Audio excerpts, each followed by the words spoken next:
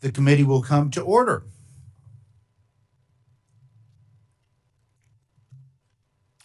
Mr. Secretary, good afternoon, sir. I have some prepared remarks, but I want to start with profound thanks to you and your wonderful team at DOE, to the President, for all you are doing.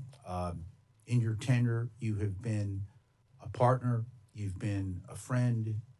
We have worked so well together, and I know where your great heart is in this position. So, profound thanks from me in my role as chairman and as an American. Thank you, sir. To everyone on the dais and our friends coming in, I'd like to welcome Secretary Chris Wright to the Energy and Water Subcommittee this afternoon. Secretary Wright, thank you for joining us today to discuss the fiscal year 2027 budget request for the Department of Energy. I would like to take a moment to express my deep appreciation for your continued partnership over the last 14 months. Your commitment to maintaining strong lines of communication has been invaluable, and I look forward to continuing to work closely with you as we develop the fiscal year 2027 bill. Mr. Secretary, the department has continued at an aggressive pace under the Trump administration, and the past year has demonstrated the department's clear commitment to furthering American energy abundance. In the fiscal year 2027 budget request, the administration continues to prioritize expanding domestic energy production, strengthening technological leadership, and enhancing national security, work that is essential to maintaining America's competitiveness. I'm encouraged by the department's continued focus on critical research areas, including high performance computing, artificial intelligence, quantum information science, nuclear energy, and critical minerals. In November, President Trump issued an executive order launching the Genesis mission, an ambitious effort to advance discovery science, enhance our national security, and accelerate new energy technologies through the use of artificial intelligence platforms that bring together the national labs and industry, collaborators, and leverages the department's high performance computing, quantum systems, and artificial intelligence expertise. I look forward to hearing more about the department's plans to further this initiative, while also ensuring that these investments do not come at the expense of the Department of Energy's core scientific discovery mission that is essential to American scientific and technological leadership. As many know, I have long championed an American dominance in energy strategy because affordable, abundant energy benefits every American. However, nuclear energy, it's where my heart is, must remain foundational to that strategy. The administration has appropriately placed nuclear energy at the forefront of its U.S. energy policy, beginning with the 2025 executive orders aimed at accelerating deployment of advanced reactor technologies and expanding domestic nuclear capacity. With the support of this committee, the department has taken important steps to support demonstration and pilot projects and to strengthen the domestic fuel cycle, including increasing U.S. enrichment capabilities and supporting efforts to reprocess used nuclear fuel. And on that point, I am a big fan of reprocessing. And Secretary Walsh has been so strong on this. Thank you. It's long overdue in America, and I thank you for that. However, additional federal investment is essential to ensure the timely commercialization of these advanced technologies and to establish a secure and resilient domestic nuclear fuel supply chain. Without sustained and targeted support, the United States risks ceding leadership in nuclear innovation and undermining our long-term energy security. I am pleased to see that the budget request continues to prioritize funding for our nation's nuclear deterrent, proposing an increase of 29% to the National Nuclear Security Administration. Another side note, thank you for Brandon Williams, our former colleague and a great administrator. The fiscal 2027 request continues strong investments in sustaining and modernizing the stockpile, recapitalization, production infrastructure, and maintaining the scientific tools and workforce to uphold the strength of our nuclear deterrent. Communist China, their nuclear buildup, Russia's continued aggression, and the war in the Persian Gulf underscore how rapidly the global security environment is shifting. And our nuclear deterrent remains indispensable to the United States national defense. At the same time, it is imperative that the Department of Energy ensure prudent investments that provide the necessary oversight so that taxpayer dollars are spent responsibly. Secretary Wright, thank you again for being here today. I look forward to working with you and my colleagues to develop a fiscally responsible bill that will strengthen our national security and advance American energy dominance. I will now turn to my ranking member, my colleague, Ms. Capter, for her opening statement. Ms. Capter. Thank you, Mr. Chairman. Good afternoon, and thank you all for joining us. Chairman Fleischman, Secretary Wright, thank you for appearing before us today. Energy security is national security. And that has been the guiding principle of the subcommittee for decades and has never been more urgent than it is right now.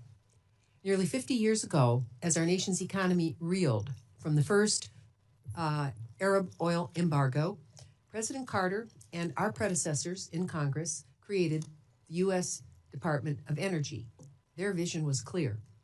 America must never again be held hostage by foreign energy suppliers. I'm trying to read my own writing here. Okay, with steadfast bipartisan commitment, our nation has made remarkable progress. U.S. crude oil production has grown from about 9.6 million barrels per day in 1970 to 13.6 million last year.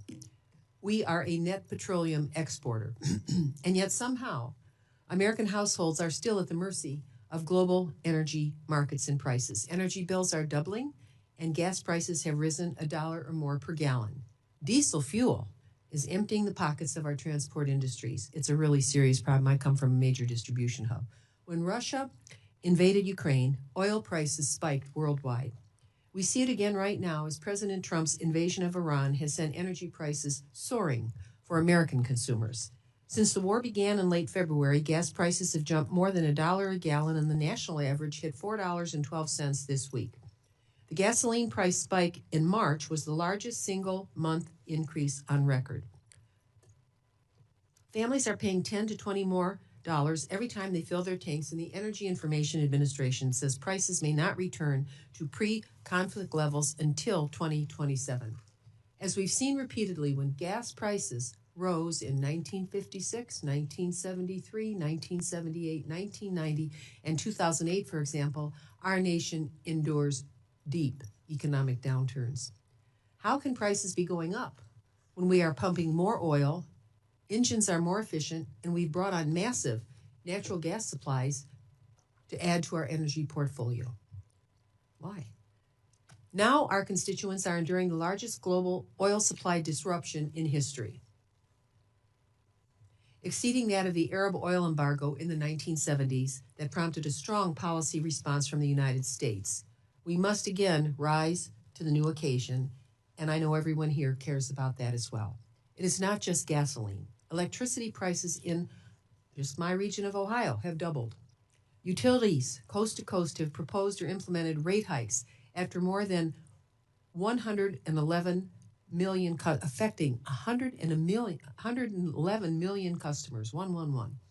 Residential natural gas prices are up 13% since the start of this administration. More than 80 million Americans are struggling to pay their utility bills, yet the president's budget eliminates the Weatherization Assistance Program, impacting the wallets of over hundreds of thousands of households across our nation. I don't think that's such a good idea.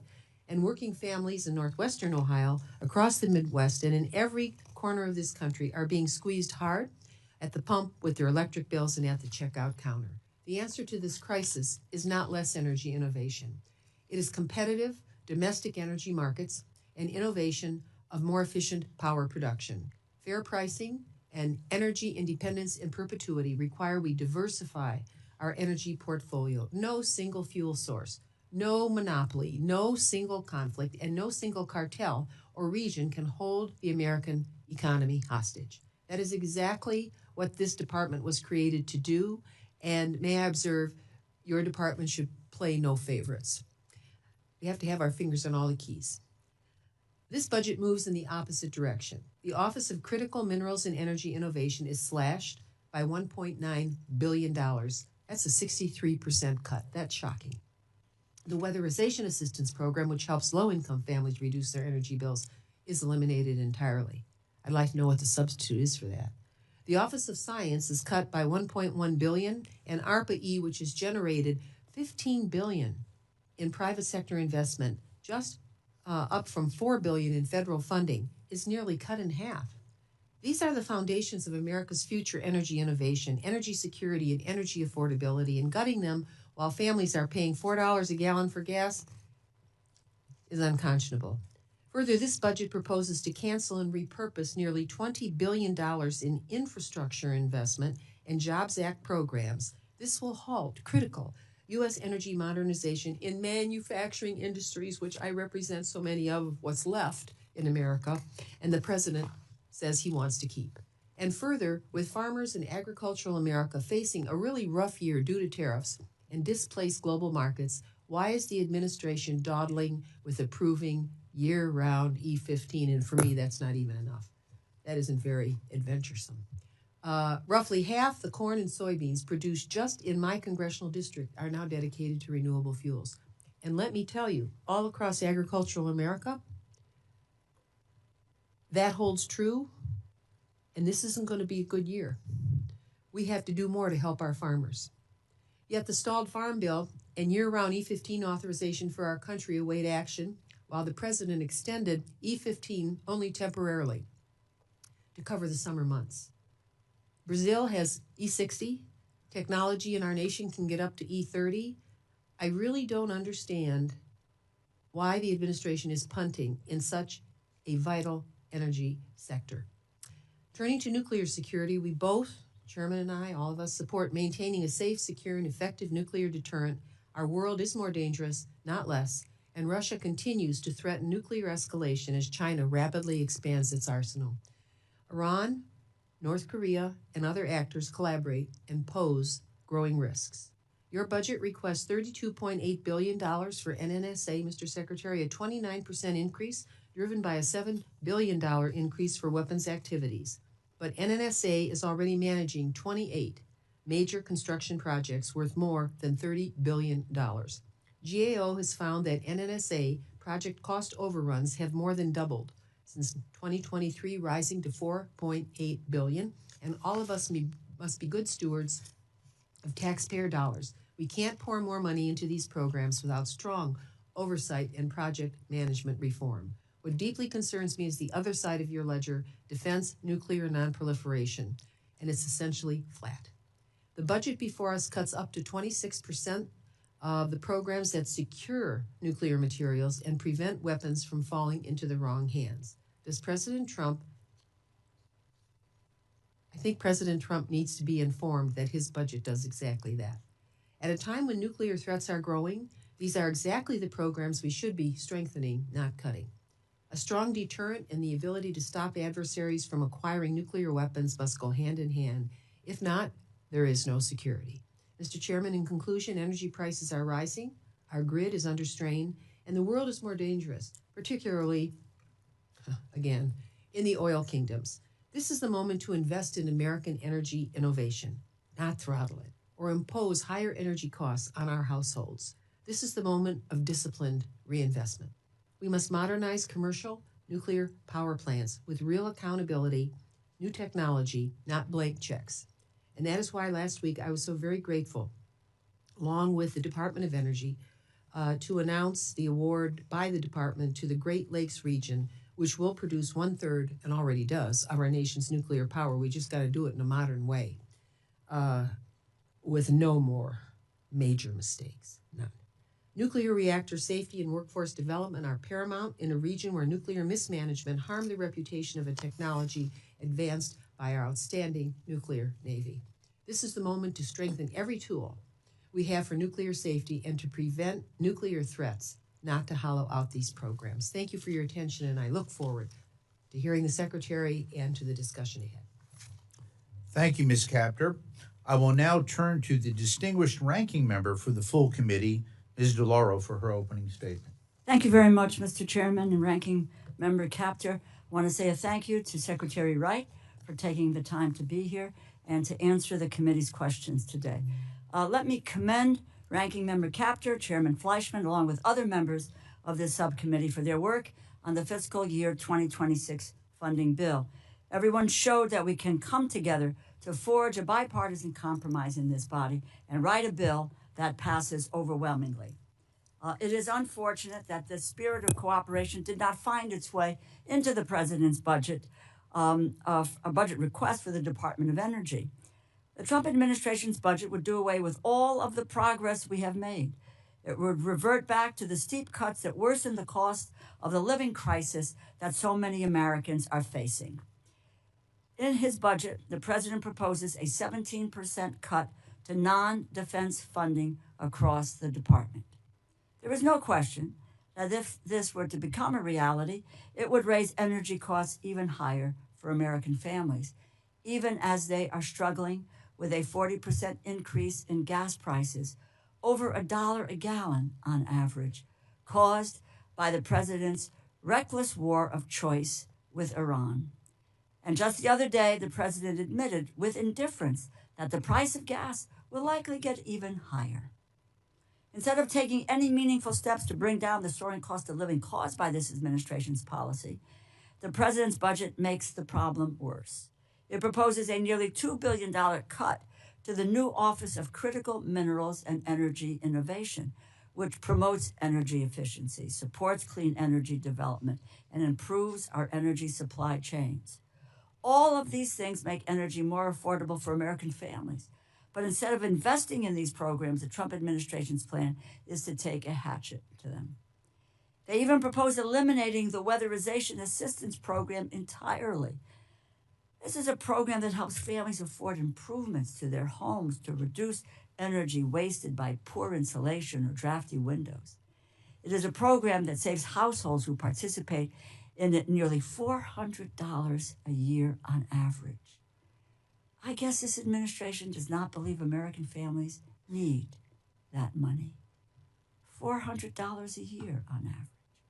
Regrettably, the partisanship in this budget proposal is also present in how DOE has conducted itself over the past year. In October, the department announced the termination of over 200 projects, totaling more than $7.5 billion in federal funding, exclusively in states that voted for Vice President Harris in the 2024 election. It is impossible to interpret this as anything other than punishing voters for executing their political freedoms. It's an abuse of power so fundamentally un-American, it should unnerve every member of this committee. Over the past year, the department recklessly sought to carry out a series of staffing reductions without giving any thought to whom they were firing. They ended up having to rehire many employees because abruptly terminating them posed a national security risk. It turns out we do, in fact, need the technical experts who maintain our nuclear arsenal. All of this chaos only adds to the confusion and uncertainty that the administration is imposing on American families. And you know what? American families are sick and tired of having to deal with all of this because of this administration. Eliminating programs, blocking grant funding for political reasons, haphazardly laying off staff, and crippling the capacity of the Department of Energy offices to serve the public all share a common effect. They make Americans' lives worse. I know my colleagues on this committee, Democrats and Republicans, we can work together to produce a bill that helps the American people. But based on this budget proposal, I do not believe the Trump administration has any clue about the challenges so many families are facing today. I hope that as we move forward through the fiscal year 2027, in terms of that funding process, that we can forcefully reject these reckless cuts to programs that so many people rely on. Secretary Wright, I look forward to hearing your testimony and to being able to answer our questions today. I thank you and I yield back. Thank you, Ms. DeLauro. Mr. Secretary, thank you again for being here today. Without objection, your full written testimony will be entered into the record. With that in mind, we would ask that you please summarize your remarks in 5 minutes. Secretary Wright, you are now recognized. Thank you. Chairman Fleischman, Ranking Member Capter, and members of the committee, thank you for the opportunity to testify on the President's fiscal year 2027 budget for the Department of Energy. Under President Trump's leadership, we have put the department back on mission, delivering affordable, reliable, and secure energy to the American people. Let me highlight what this looks like. We have taken decisive steps to restore grid reliability. Using emergency authorities under Section 202C of the Federal Power Act, we kept critical baseload generation online after DOE analysis warned outage risk could increase by up to 100-fold by 2030 due to supply shortfalls if we had continued on the previous trajectory. This action and the market response to our actions preserved 17 gigawatts of critical dispatchable generation for the American people. Hundreds of American lives were saved by these actions during Winter Storm Fern. Historic cold drove record heating and electricity demand. Dispatchable energy, natural gas, coal, hydro, and nuclear were the MVPs of the grid. In New England, at peak demand, which is what matters with an electricity grid, hydrocarbons, hydro, and nuclear power provided 95% of the electricity. Wind, solar, and batteries provided 2%, far less than the 3% that was derived from burning wood and trash. The lesson: when reliability is on the line, dispatchable energy shows up. We work to establish American energy leadership globally.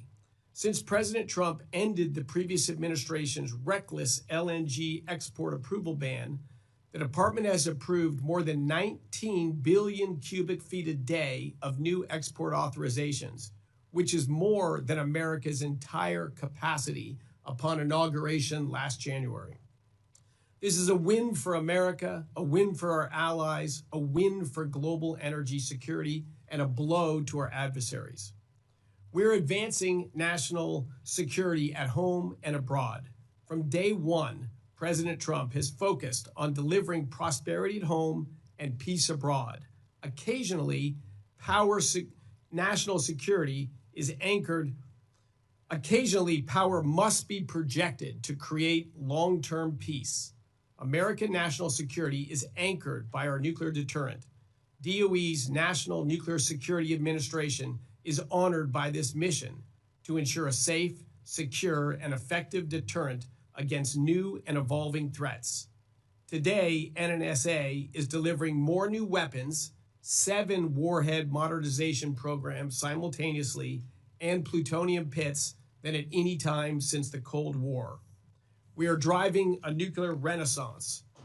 Our efforts span next-generation reactor pilot programs, reestablishing American nuclear enrichment capacity and domestic nuclear fuel fabrication, reprocessing of spent fuel, and a pathway to spent fuel permanent storage. I am proud to share that we will have multiple advanced reactor prototypes critical by Americans' 250th birthday. We are driving hard to meet President Trump's goal of quadrupling nuclear capacity to 400 gigawatts by 2050. This ensures nuclear energy will play a central role in powering America's reindustrialization and leadership in AI. Our budget request reaffirms our commitment to cleaning up nuclear waste in communities that carried the weight of America's earliest nuclear programs. We are bringing professional management and innovation to enhance cleanup efforts while seeking to redevelop cleaned up sites like Portsmouth, Paducah, Hanford, and others. We launched the Genesis mission to bring AI's immense promise to scientific and technological innovation. In our nation's history, there have been 2 great scientific mobilizations: the World War II Manhattan Project and the Apollo space program. The Genesis mission is the third. Genesis mission is focused on the most difficult scientific challenges of our time: quantum computing, fusion energy, advanced materials development, and human health. We are partnering where industry alone cannot go tackling long-term challenges that require national commitment, bringing together our national laboratories, universities, and industry to accelerate scientific discovery. We are winning the AI race and lowering energy costs. By leveraging department-owned land and assets, we are enabling rapid deployment of large-scale compute capacity through public-private partnerships. We are working closely with industry and communities to ensure these projects adhere to the President's important ratepayer protection pledge to rapidly expand our nation's electricity grid and to reverse the Biden administration's ruinous rise in electricity prices. We are securing critical minerals. We have strategically reorganized the department, consolidating 5 offices into a single office of critical minerals and energy innovation. This creates one hub across DOE, the national labs, and external partners to manage the full supply chain, from mining and processing to magnets and batteries. We have committed $1 billion in existing funding to strengthen domestic supply chains, reduce reliance on foreign adversaries, and reshore American manufacturing. We are restoring fiscal discipline. We inherited a department that prioritized political objectives over energy security. The restructured Office of Energy Dominance Financing is correcting that. We've reviewed every loan commitment of taxpayer dollars, restructuring or eliminating over $80 billion in loans, more than 80% of the Biden-era loan portfolio, and we are redirecting that capital towards projects that strengthen reliability and American energy production, including an historic $26 billion loan to the Southern Company that will lower costs and expand grid capacity in multiple states. Finally, we are preparing for the future.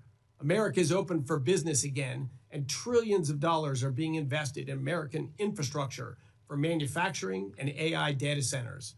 Meeting this moment requires abundant, reliable, and secure energy, and that is exactly what this budget delivers.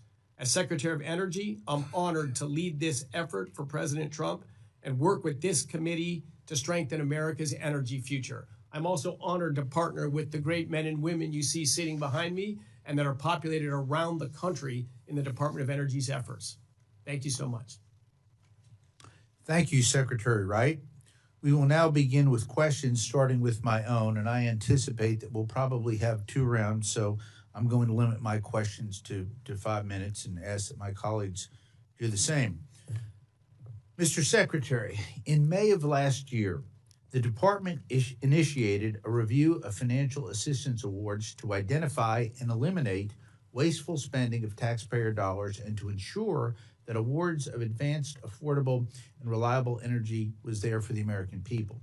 Mr. Secretary, can you please provide the committee an update on this review, sir?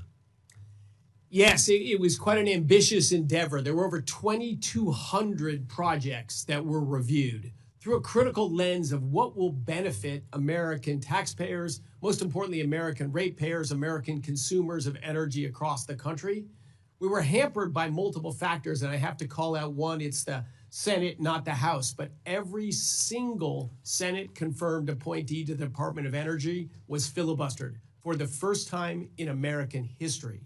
I did not get a meaningful amount of the leadership of the Department of Energy until late October. We worked all summer long evaluating projects, discussing, debating, pushing back both ways. And then we bring in the leadership of these various departments comes in October. And quite understandably, they all wanted to engage and involve themselves in these critical decisions in the departments they were tapped to lead and to hold. But we re-reviewed 2,200 projects to make those critical decisions of which projects advance the interest of American ratepayers, of American taxpayers, and our national security. Giving the tie to the runner. If a project had a credible way to be helpful, we supported it. We've had hundreds of dialogues with applicants back and forth. Many projects were readjusted to better align. The applicants themselves said, yeah, well, we only put that in because we were told if we did that, we would get money. So we did a rigorous business evaluation, unfortunately, of a lot of projects that didn't even have a business plan or a credible pathway to success. But I am happy to say that effort has finally come to a completion, not as fast as I would have liked, but a number of factors out of my control. But we have finished that effort, and we are keen to move forward with the majority of the projects which did pass, either straight up or through restructuring, and on we go. Thank you for that endeavor on your part and on the part of the entire department. Thank you, sir. Mr. Secretary, in your testimony, in your statement, you talked about the Genesis mission. And I'd like to ask you a couple of questions in my remaining time. In your view, what are the short, medium, and long-term goals of the Genesis mission, and how will the National Lab and industry partners get you there? And then my follow-up question is, what is the single most impactful example of the Genesis mission success that you can describe for each of the Office of Science and NNSA? Wow, look, the Genesis mission to me is an opportunity of a lifetime. As I mentioned, this is really the third United States large-scale mobilization of our scientific resources, which is mostly housed in our national labs, but also in our universities and private industry. We hear a lot about giant AI investments for economic improvement, for advancing services, for doing all sorts of tremendous things. But private industry does not think they cannot invest in understanding what dark matter is, or how to understand how plasma instabilities behave, and therefore how to get to viable fusion energy, how to develop new advanced materials, and maybe personally most exciting to me, we can understand at the small protein folding molecular level pathogens and causes of disease in Americans. We can take a number of serious conditions, think cancers that today are death sentences, and turn them into manageable conditions. Literally millions of lives will ultimately be saved by the Genesis mission. This is not an easy mission. This is all 17 national labs. This is taking the data sets from fundamental scientific research, putting them in a fashion where they can be harvested from AI, the minds and innovation within our labs across our universities and in private industry, and focusing on one effort. We have to speed the rate of scientific innovation to better energize our country, to supercharge our ability to deliver healthcare services, to protect and shepherd our nuclear arsenal, and to understand and defend from foes abroad with their capabilities of today and with the capabilities that are going to evolve going forward. Thank you all for supporting the initial funding for the Genesis mission. I hope we will continue to expand and grow that effort. This is not replacing basic science. This is supercharging our pace of scientific and engineering innovation. Thank you. Mr. Secretary, thank you. I could not be more pleased with that response. Thank you, sir. At this time, I would like to recognize the distinguished ranking member of the subcommittee, Ms. Capter, for 5 minutes. Thank you, Mr. Chairman, and thank you, Secretary Wright. You got your arms around the department, and we're full steam ahead. I wanted to ask you, starting with the Infrastructure Investment and Jobs Act, the department proposes canceling $15.2 billion in funding for what were competitively awarded energy projects. My questions are, does this budget contemplate additional project terminations beyond those already announced? And is there any path to reconsider? Are all projects being reconsidered, particularly, I have to put in a plug here, for Manufacturing America, where energy costs would be saved for companies that truly are in global competition, and energy could make or break the company? How is the department assessing which projects will be canceled, which will not be canceled, and how do we work with you on that? Thank you, Representative Capter, for that question, and thank you for your passion for manufacturing and blue-collar jobs in this country. You've led in that for decades. As you know, and as we've discussed before, I share that particular interest. Okay. It is a deep passion of mine. So on reconsideration, 100%. We've already had a number of those where we have made decisions in the department. We have communicated those, some of those last year, and then we get feedback from the applicant saying, I don't think you read my thing right. Will you hear me out? We say, of course we will hear you out. That's our job. We've had a number of projects where we've made decisions. We've been clarified and educated and thought, you're right. I think we misunderstood what you were doing there, or we thought it wasn't viable because we didn't see that connecting step that makes the math works. So absolutely, we are willing and ready to engage those. You referenced a lot of the projects or the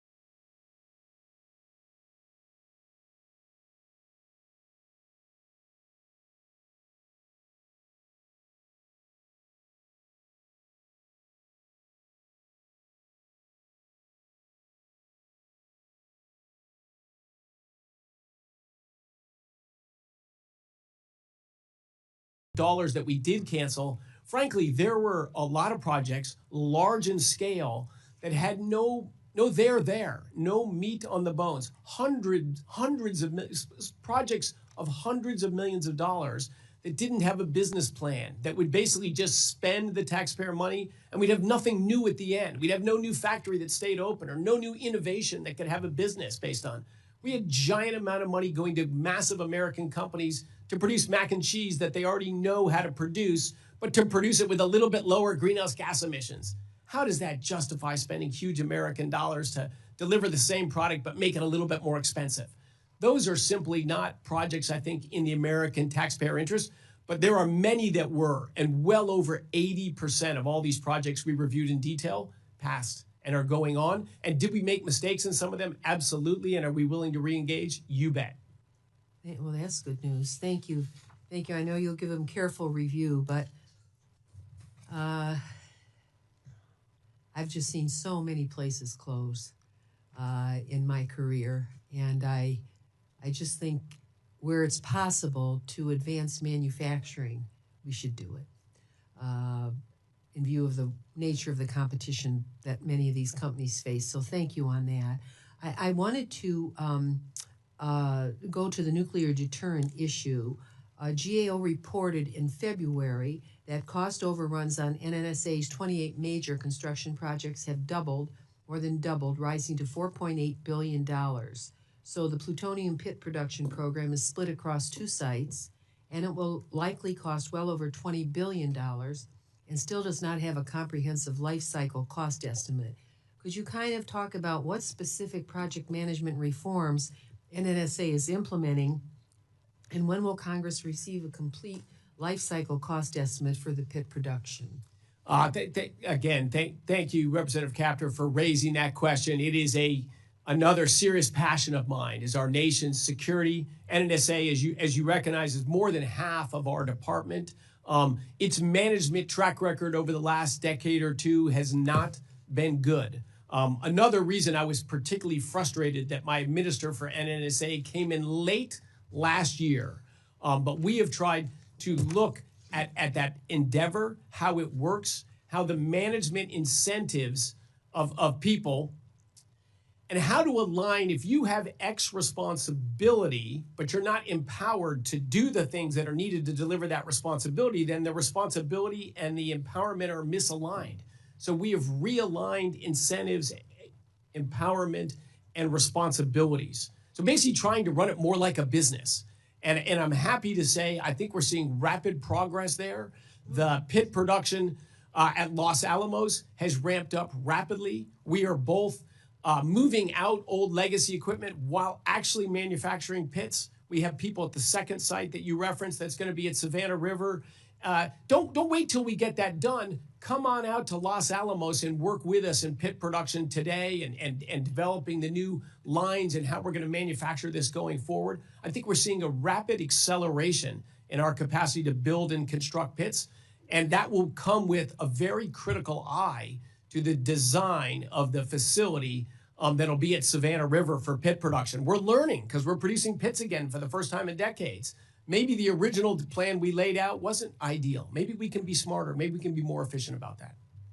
All right. You raise a very real question, a big issue. Thank you. Glad you're got both hands on it. Thank you, Ms. Capter. At this time, I would like to recognize my friend, the distinguished chairman of the Interior Subcommittee of Appropriations and a former chair of this committee, and he represents the great Idaho Reservation, my friend and mentor, Mike Simpson. Thank you, Mr. Chairman. Secretary, I appreciate you achieving your goal of last year of visiting all of the DOE labs throughout the country. And I wasn't going to say this out of respect for my chairman and also out of respect for my friend from the Hanford PNNL area, but you saved the best for last. It was Representative great. Simpson said this at the lab when we were together, and believe me, they liked it. And they brought a cake that said that. Anyway, as you know, the INL is doing amazing things, and the demonstration of microreactors experiment, or the dome test bed, is now open and operating. It presents some really exciting times for nuclear energy in the future for these microreactors and other reactors. And this is there's obviously a lot going on at the INL, and much of that work is relying on unique facilities and infrastructure that the INL has. However, given that the INL is 75 years old, a lot of that infrastructure is almost as old as the INL is. And I appreciate the fact that President Trump and you put in this budget a proposed increase for the INL infrastructure account. And if Congress can deliver additional funding specifically to address infrastructure recapitalization of the INL, is DOE aligned to make it a priority to address the aging infrastructure at the lab site? Absolutely, we are. And thank you for raising that. As I tour our facilities, and in the great state of Tennessee as well, our legacy facilities that ushered in the nuclear age, both in the weapon side, which sounds scary, but they've actually brought great peace and stability among the great nations of the world, and launched nuclear energy, particularly at INL and the original pile in the Chicago Squash Court. The first ever sustained controlled nuclear reaction is the genesis of Idaho National Lab. Yeah. So when I look at those aging facilities and how important they are to their future, I want nothing more than to accelerate the replacement of that infrastructure. Now, I have my own fights on budget, with the administration on how to do these things. So I get some wins, I get some losses. But can we deploy more capital to advance the infrastructure of our legacy labs faster? Absolutely, we can. Will it aid the mission to bring in this nuclear renaissance, to more rapidly modernize our weapons stockpile and all that? Absolutely, it will. I appreciate that. A couple other issues. This really isn't a question. It's just something I want to make you aware of. I'm sure you are. The Idaho delegation sent a letter last week to you, and I didn't realize that this existed until about a year ago. As you know, the DOE site in Idaho, I think the same thing is true at Hanford, is not owned by all of it by the DOE. Much of it's that crosshatch of land, Department of Interior, BLM land, and DOE land. And this complicates the working with two different federal agencies that creates some problems. I wanted just to make you aware of that and hope that DOE and DOI and the delegation can work together to try to solve this problem, not only at Idaho, but also, if it's necessary, at Hanford, because DOE ought to own that land at the DOE site. I agree entirely, and I am aware of the issue, and I will work with Secretary Burgum. Of course, it's a legacy of building the railroads across the United States and this cross-hatching of sections that were distributed. But yeah, I agree. It's a problem we should solve, and I don't see any reason we can't solve it. But I need to work with the Interior Department to do that. I appreciate that. One more question. Recent incidents have raised concerns about the presence of unauthorized wireless signals and devices within sensitive and classified spaces across federal facilities, including those under the DOE. Those signals, whether from personal devices, rogue access points, or foreign surveillance tools, pose a risk to national security by creating vulnerabilities for data or unauthorized disclosure. As DOE oversees critical nuclear and energy infrastructure, ensuring strict control over wireless activities inside secure environments is essential. What specific steps is the Department of Energy currently taking to detect, prevent, and mitigate unauthorized wireless devices within classified or sensitive DOE facilities? And does the department maintain a comprehensive real-time capability to monitor and track unauthorized wireless devices and signals in secure spaces? And how are those incidents detected, analyzed, and reported to ensure accountability and continuous improvement? Yeah, so again, you raise a huge question. The risk of cyber threats, the risk of devious behavior, even of drones over our sites is growing rapidly. We are aware of it. We have efforts to address it. Do we have a comprehensive plan that I can say is going to work rock solid? No, we don't yet. But that is absolutely a front and center topic for us. And I think we're going to see it across the government, just growing risks of cyber espionage, misbehavior, and we need to get serious, and we need to have a better system to deal with the evolving threats. I've always been worried about a nuclear attack, but I will tell you a cyber attack is more scary than just about anything. Yes. Thank you. Agreed. Thank you, Mr. Simpson. At this time, I'd like to recognize the ranking member of the full committee, Ms. DeLauro, for 5 minutes of questions. Thank you, Mr. Chairman. Secretary Wright, thanks again for coming before us today to discuss the budget request. On October 1st, Secretary, during a government shutdown, your department announced the termination of $7.5 billion in energy awards across more than 200 projects. Those project terminations targeted states that voted for Vice President Harris in the 2024 presidential election. The very next day, you were on CNN and told the American people that this was just a, quote, partial list and that more terminations were coming. You said, and I quote, as this fall goes on, you'll see cancellations in red and blue states, end quote. That was 7 months ago. So effectively, the only projects that have been terminated were targeted at blue states, including two with direct ties to my district in Connecticut, which is a very parochial interest, as you can imagine. And when this was challenged in court, your own department didn't even try to deny it. Department of Education and of Energy and OMB admitted in a legal filing that, and I quote, a primary reason for the selection of which DOE grant termination decisions was included in the October 2025 notice tranche was whether the grantee was located in a blue state, end quote. The district court this January found that this violated the Fifth Amendment's guarantee of equal protection under the law. You did not appeal that ruling. So let me be direct, Secretary. You claimed that the project reviews were not conducted on political grounds. It appears that that was not true. The courts have ruled that targeting blue states is unconstitutional. Your own lawyers have conceded that point. So given that you did not appeal the court's ruling, will you now reverse all remaining blue state terminations that were selected on the same unconstitutional basis? So let me restate again, all of the 2,270 projects we evaluated were not evaluated in any way, shape, or form based on where they were.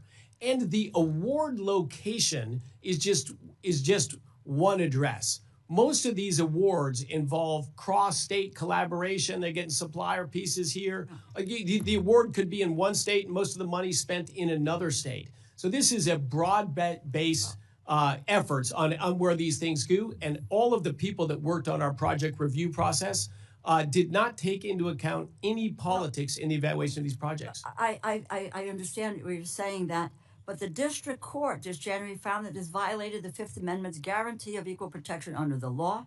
Your own department didn't try to deny that was the decision, based on the decision that was whether a grantee was located in a blue state. So, Mr. Secretary, your department canceled projects based on the fact that they were located in states that voted for Vice President Harris. And again, your own lawyers conceded the point in court. I'm not making that up. I read you the quotes. Did they lie to the judge? And do we need to look to disbarment procedures for these folks? Apparently, there's a discrepancy between what you are saying and what the court determined about those projects. So I think that of some concern, and my hope would be that you would reinstate those projects that were denied to blue states, like my own state of the Revolution Wind Project in the state of Connecticut, because in fact the court ruled that illegal action. Let me move to another question, which has to do with energy rebates. The administration is not just driving up the cost of gas. It's using spending freezes, grant cancellations to attack clean energy projects, attacking federal programs that are aimed directly at helping families address rising utility bills. In addition to proposing the elimination of the low-income home energy assistance program, quite honestly, that's really mindless. Lie heap. A program which we addressed that through another subcommittee. The budget proposes to cut major energy assistance programs at the Department of Energy.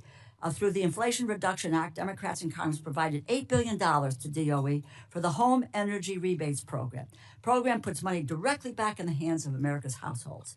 The rebates help consumers save money on home improvements, on those projects that can lower energy bills by providing up to $14,000 per household in rebates. Estimated that the programs will save households up to $1 billion per year on energy bills and support over 50,000 U.S. jobs. DOE has stalled on implementing these programs for well over a year already. You could be saving households money. We're in the midst of a cost of living crisis in the United States. Whether the administration or the president believes it says affordability is a hoax. It is not a hoax. It is a reality. Start to talk to real people and what's going on in their lives. So what is the timing for releasing the funds for the home energy whole house rebates program and for the high efficiency electric home rebates program? Those are being worked, and I think in the near future. What does that mean, the near future? Is it 3 weeks, next month, 6 months? What's the near future? Probably more in the few weeks department. But look, this is not as black and white as you represent it. You know, with all due respect, I have been in the energy poverty, and in fact, I've worked with the LAHEAP program as a private citizen from a decade in the past. So no administration has focused more on energy affordability than this Trump administration. No administration even close. In fact, the Biden administration spent a massive amount of money to elevate the price of electricity, to elevate the price of gasoline, diesel, home heating. Every energy source was driven up, and they spent money to drive it up. We're trying to do the opposite. We're releasing market forces to drive energy prices down. Excuse me, Mr. Secretary, because I'm over time, and I'm mindful of the generosity of the chair, but he's not going to be that more generous with me. But let me just say that really is... I don't know what you're telling me. We're looking at gasoline prices go through the roof. In the state of Connecticut, it's $4 plus now, $6 in the state of California. You're talking about energy efficiency. This is an administration that decided on a war of choice in Iran and driving up these costs. I don't know if anybody thought about the consequences. And I would just ask you, because this is your world. Did you provide any information prior to February 28th regarding how potential strikes against Iran would impact global energy prices? And what are you doing to address the price impacts? So, of course, from the day I arrived in this seat, I've spoken with the president and the whole administration about Iran and the impacts of action against Iran. So the answer to that is, of course. I'll point out, we're putting to end a 47-year conflict with a nation that's threatened peace, stability, American soldiers, and global supply of energy, about to get nuclear weapons. Wow. And in the midst of that crisis, gasoline prices today are $1 a gallon cheaper than they were in the middle of the Biden administration with no interruption. I'm sorry, of energy flows. I think you're living in a different facts. world, Mr. Chairman. I appreciate your generosity, and I yield back what time I don't have left. Thank you. Thank you. At this time, I would like to recognize a distinguished gentleman from Washington State who represents the Hanford delegation, one of the pillars of the Manhattan Project National Park that we launched with our dear friends in Los Alamos several years ago, Mr. Newhouse. Yeah. Thank you, Mr. Chairman. Appreciate that. Mr. Secretary, it's a pleasure to see you here. Thank you for appearing before us.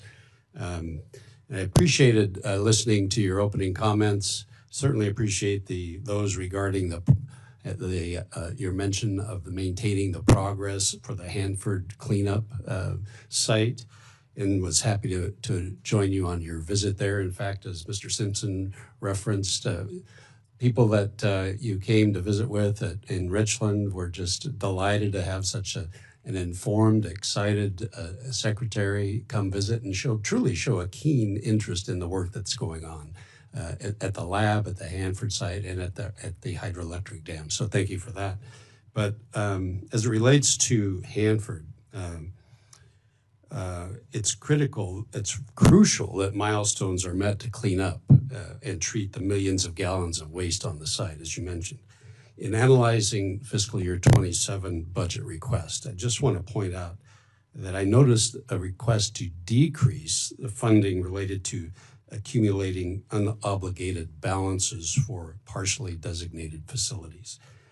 There's been a lot written about this, and I wanted to give you an opportunity, if you could, to elaborate on this.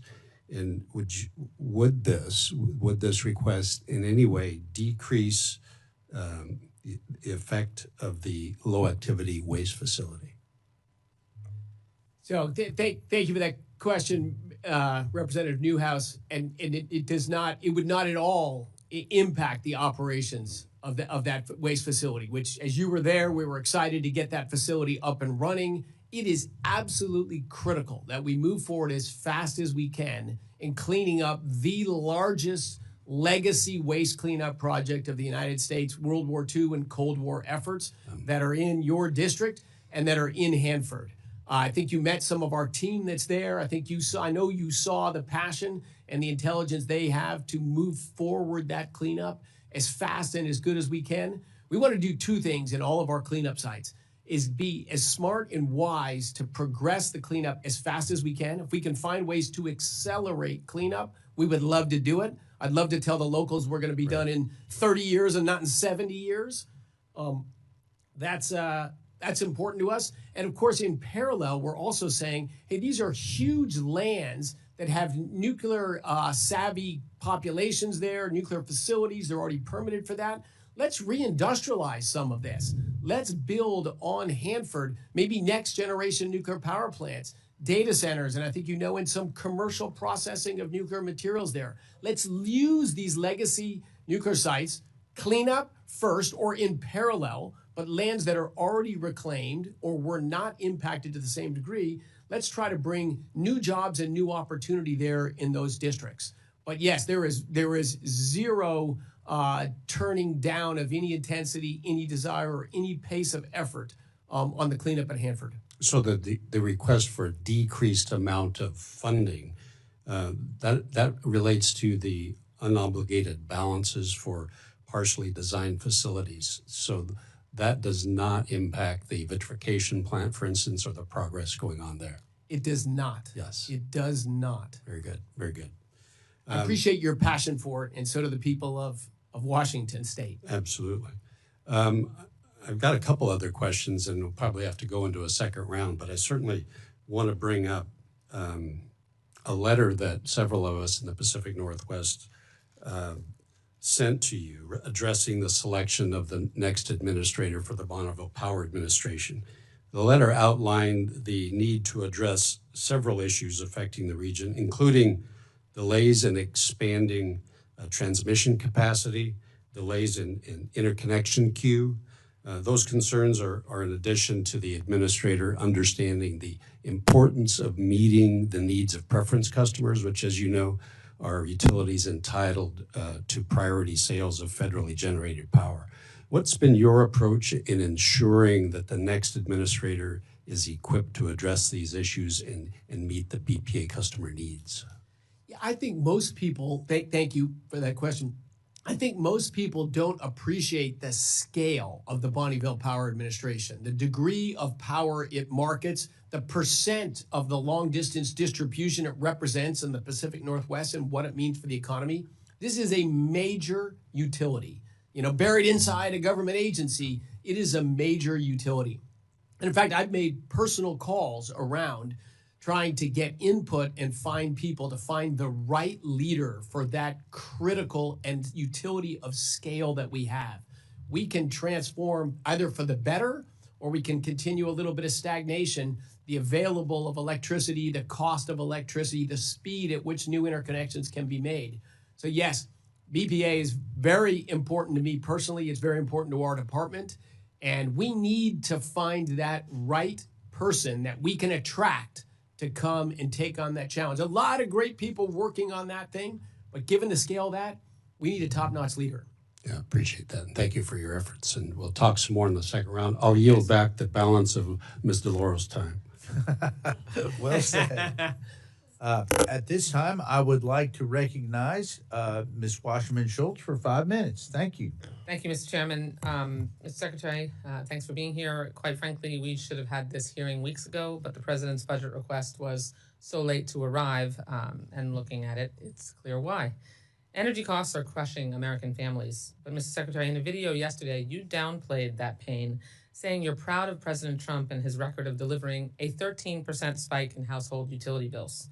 Your own agency says gas prices are higher today than when President Biden left office, and they're still rising. I was hopeful that your department budget request would target these skyrocketing energy costs Americans face, but this request fails miserably and just continues the pain that this White House continues to inflict on my constituents. Mr. Secretary, since January of 2025, your department withheld over $345 million in rebate funds from Florida homeowners ranging from $8,000 to $14,000. When will your department release these funds to struggling Floridians? I do not have the specific answer to that at the tip of my tongue. I know a lot of these broad-scale rebate programs we've gone through to look at carefully to make sure we get rid of fraud on these things and we deliver them straight up. Reclaiming my time, $345 million is a lot of damn money. And $8,000 to $14,000 grants are the kinds of things that help struggling homeowners dealing with high electric bills to try to reduce those costs down. I would think that you would know at least something about what I'm talking about when you are withholding that much money. We have looked carefully at a number of these broad-based programs that deliver money to consumers for rebates, for efficiencies, for upgrades. An incredible amount of fraud in that. There was DEI stuff put into that. Please give me a break. And we're talking about reclaiming my time. We're talking about $8,000 to $14,000 grant funds so that people can lower their energy costs. It's a grant program. You're withholding $345 million of previously approved funding. I'd like you to answer for the record and get back to me specifically when those funds are going to be released. The Home Efficiency Program and the High Efficiency Electric Home Rebates are grants to states, territories, and tribes who then ensure low to moderate income households can make energy-saving retrofits or buy efficient HVACs, insulation, water heaters, and high-efficiency appliances and cost-saving electric upgrades. In Florida, these things are not optional.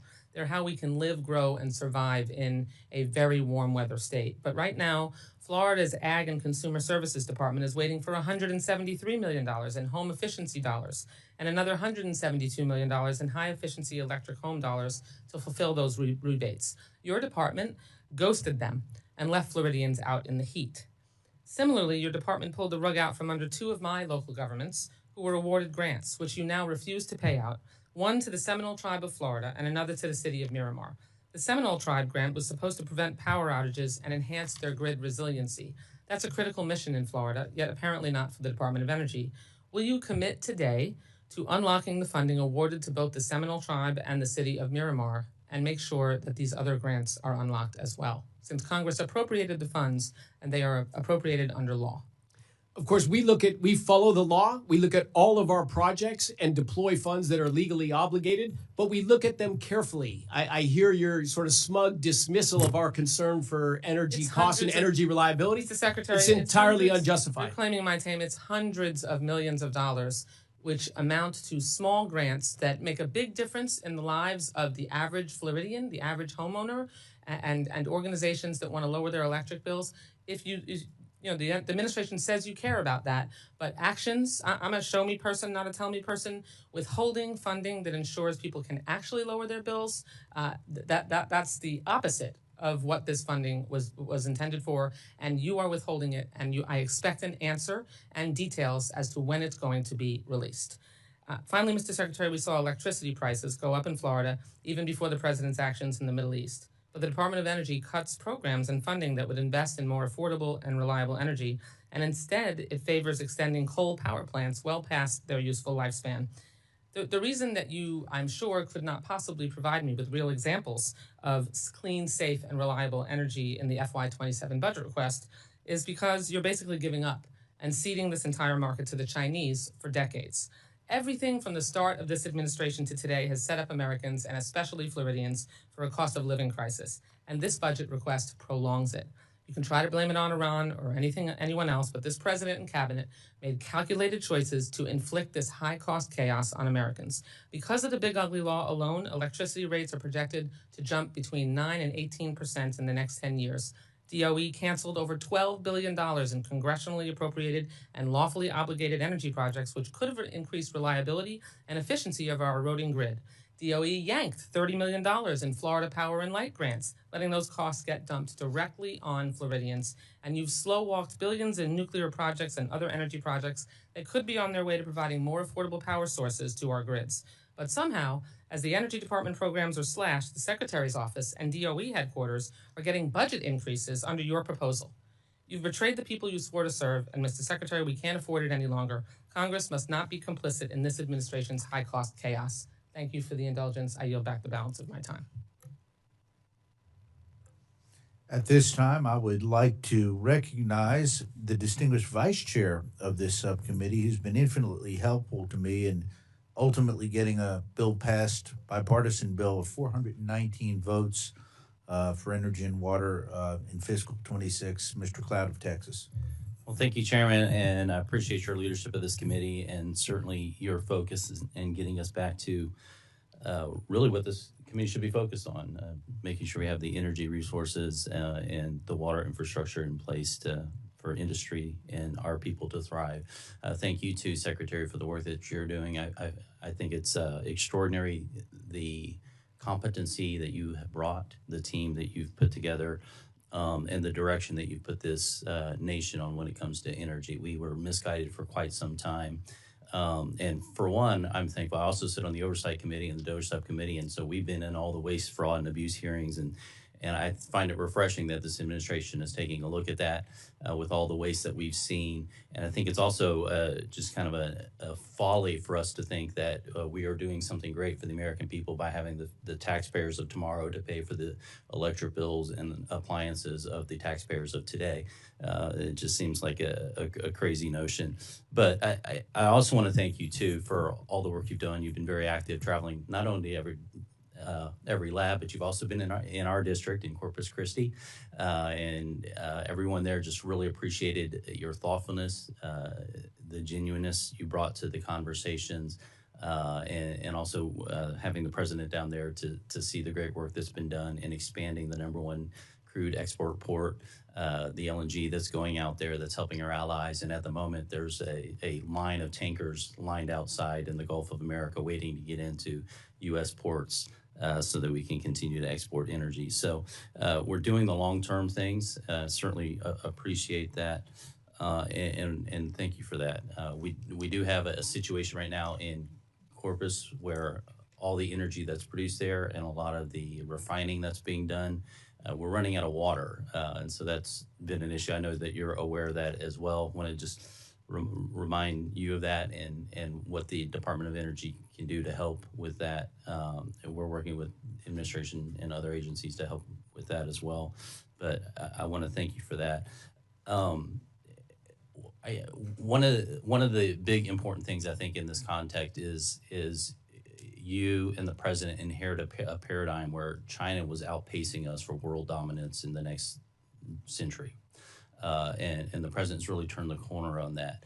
Now, key to that, we can look at AI, we can look at the economic impacts, but those really come down to a race for energy production, and you're leading that. And then connected to that is the importance of speed in getting that done. Could you speak to what you're doing to enable us to stand up projects quicker? Regulatory impact, all those kind of things, and then what's left for us to do that you need help with?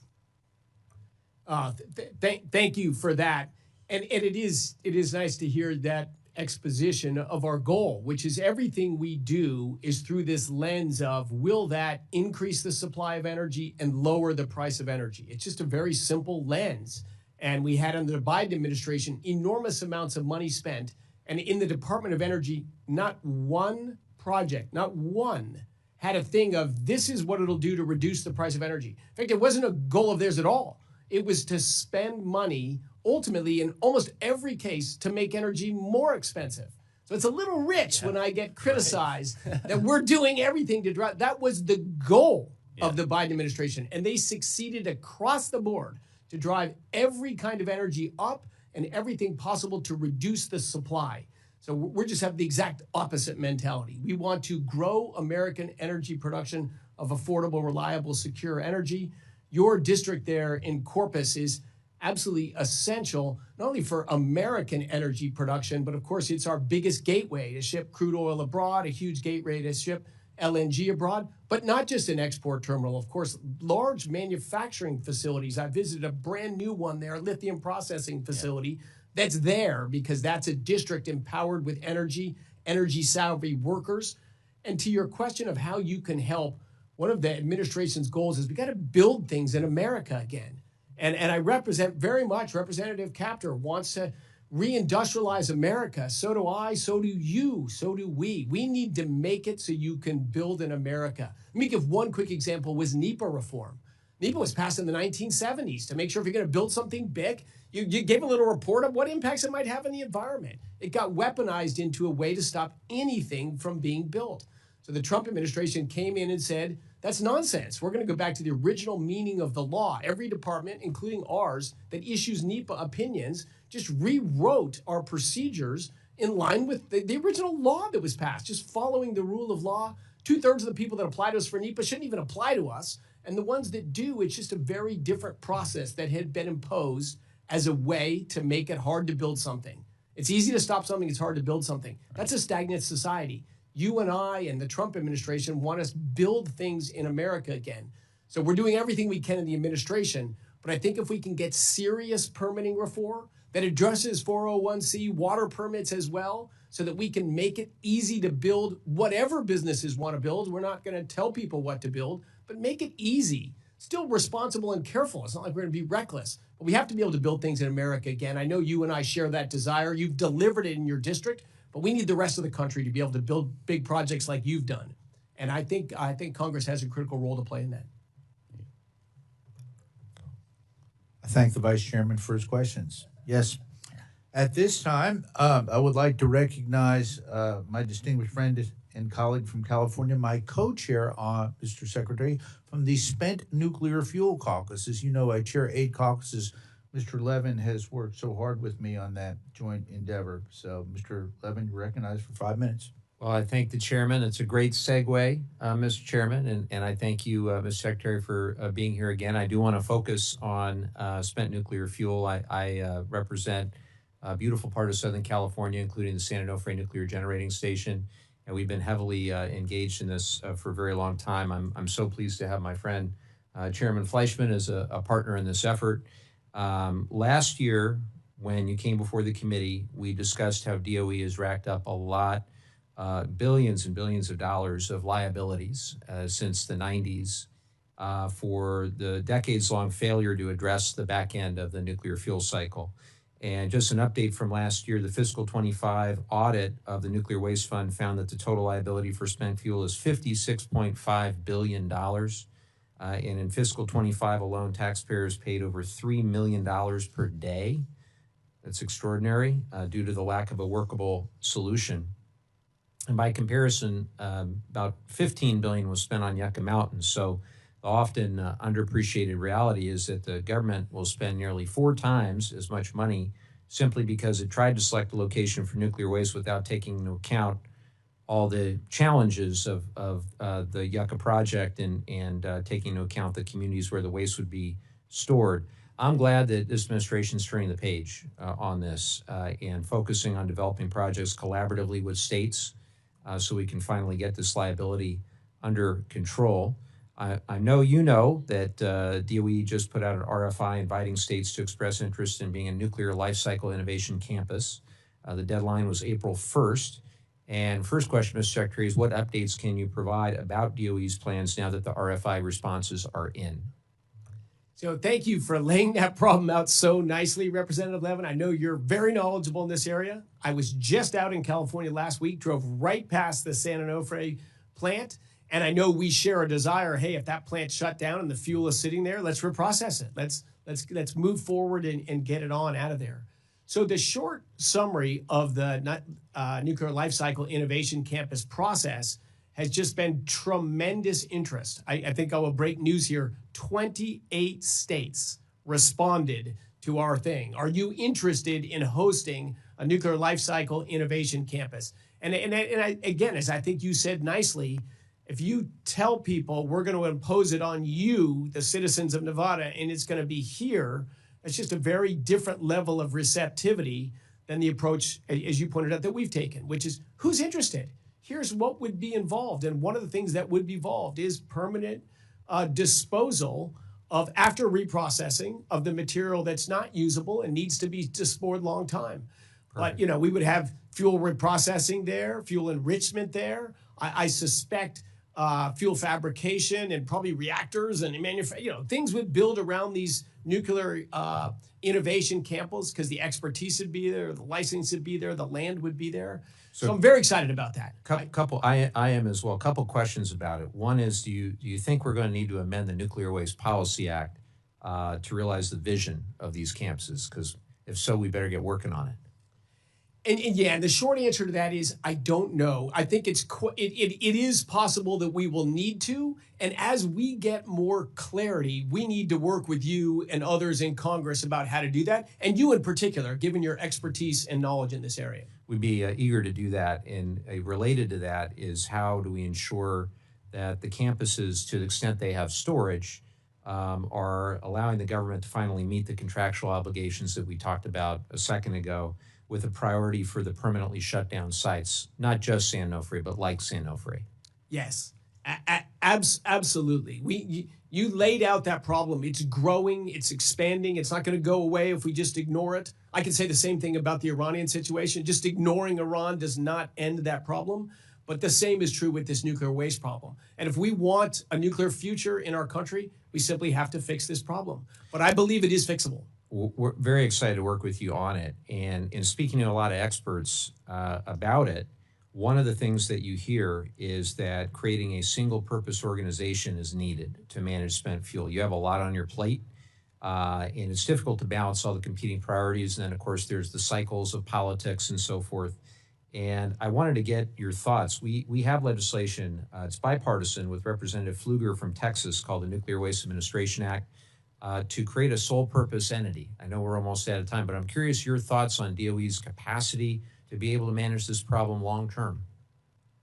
I think it's a great question, and I think it's subject for future dialogue. We're trying to figure out who's interested, where can we do it, but now to management and implement that, that might be a very good idea. That might be a very good idea. You're always invited back to our area, and I hope the next time you're there and you don't just drive by, but you stop and we'll visit together, and I'm sure Southern California Edison would love to see you as well, and I appreciate it. I would look forward to that and the dialogue with you when we're at San Onofre together. Thank you, Mr. Secretary. Now yield back. Thank you, Mr. Chairman. Thank you, Mr. Levin. At this time, I'd like to acknowledge my friend and colleague from the great state of Florida, great naval aviator, Mr. Franklin. Thank you, Chairman Fleischman. Thank you, Ranking Member Capter. Thank you, Mr. Secretary. I always enjoy hearing your enthusiasm and the results that you all are getting, and what can happen when we get out of the way and let people do things as they should be done. But I was especially thrilled to hear you make the comment earlier about gas prices, even though they're where we don't want them today. Could you just repeat that again on where we are today compared to where they were under the previous administration? We agree. We want gasoline prices back down where they were, but they're just over $4 a gallon today in the middle of solving a 47-year conflict. And they're roughly $1 a gallon cheaper than they were 4 years ago in the middle of the Biden administration, with no interruption in flows of global oil and gas. Well, thank you for that.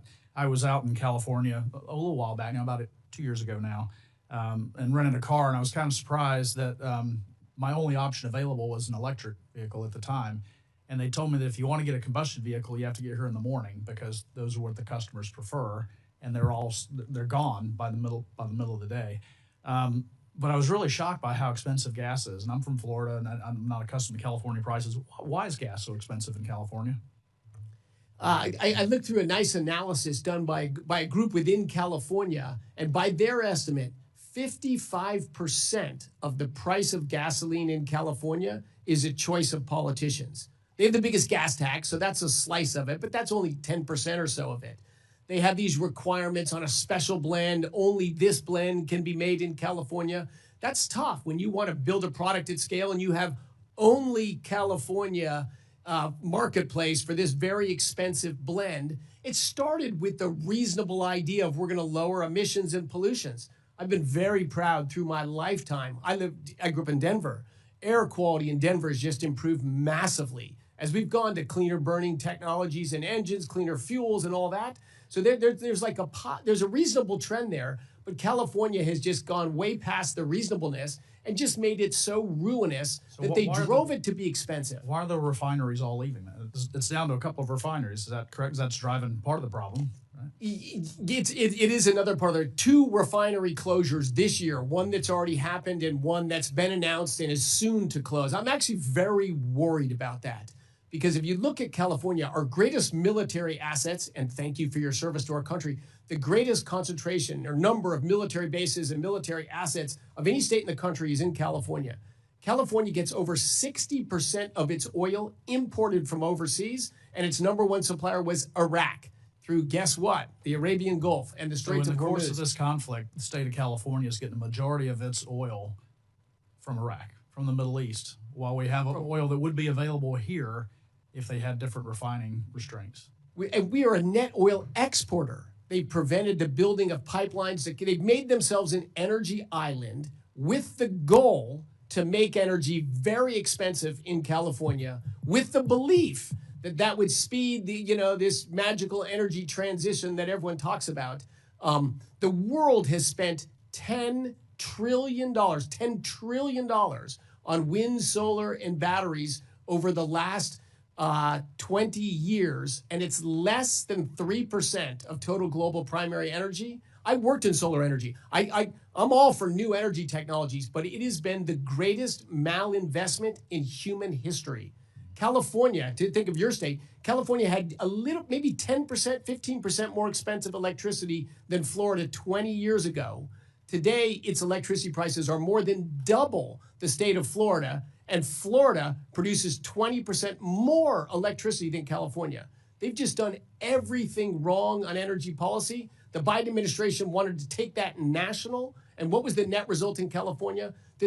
I lived in California for a long time. This very wealthy, everything going for its state has the highest adjusted poverty rate of any state in the country. You get energy policy wrong, you get everything wrong. Briefly, my colleague from Florida had mentioned that in her perception, your department is slow walking nuclear projects. Is that true? I met with folks from the nuclear industry this morning, and that did not jive with what they were sharing with me. No, I'm not even sure. I did hear that, and yeah, of course that's we've built 2 nuclear power plants in this country in the last several decades. We will have at least a dozen under construction during this administration, and in fact, we have 4 or 5 test demo reactors under construction today. So together, we are going to get nuclear energy back rolling again and back advancing. But it takes common sense. It takes pro-energy policies. Facts are very inconvenient things at times. But thank you, Mr. Secretary. And Chairman, I yield back. Thank you, Representative. Thank you, Mr. Franklin. At this time, I'd like to recognize the distinguished chair of the Western Caucus, Ms. Malloy, for 5 minutes. Thank you, Mr. Chair. Mr. Secretary, I appreciate you being here today. I had 3 things I wanted to talk to you about, and the first one was permitting reform. My colleague, Mr. Cloud, did such a good job getting you to talk about that. I'm going to skip that one. So if we have time, I want to cover geothermal energy and uranium reserve. So geothermal energy is pretty important. In Utah, we have important geothermal research sites, and a lot of it's in the West Desert in my district. And I noticed in this budget that geothermal is included in the baseload power initiative and moved to the hydrocarbons and geothermal energy office. It looks like that is a good move where there's going to be some emphasis on geothermal energy, and the budget addresses some of the permitting concerns that I've had with geothermal. Is the move and the emphasis going to improve coordination with the land management agencies to make sure that we're doing geothermal resource development on public land? Great, thank you for the question. And as you know, we share a love for geothermal energy. For me, it's been a career-long passion. And we moved it for one of the reasons you just said, but another reason as well. The technology to harness geothermal energy is entirely parallel to the technology to harness oil and gas, right? You're drilling wells underground to extract resources, either molecules or heat. It's the same technologies, the same kind of permitting needs to be done. What's held geothermal back in this is most all oil and gas drilling is on private lands and state lands. Why? Because it is a nightmare to deal with the federal government, and the Biden administration did everything possible to stop the permitting of doing anything on federal land. So geothermal, so many of the resources are in the West, like your district, and in Nevada and California. A lot of those lands are federal lands, and we've got to make it so it's easier and simpler to make agreements so you can drill wells and harvest these absolutely immense geothermal resources. I would tell you state policies matter as well. I would say there's a reason that the main activities of geothermal historically in the United States have been California and Nevada.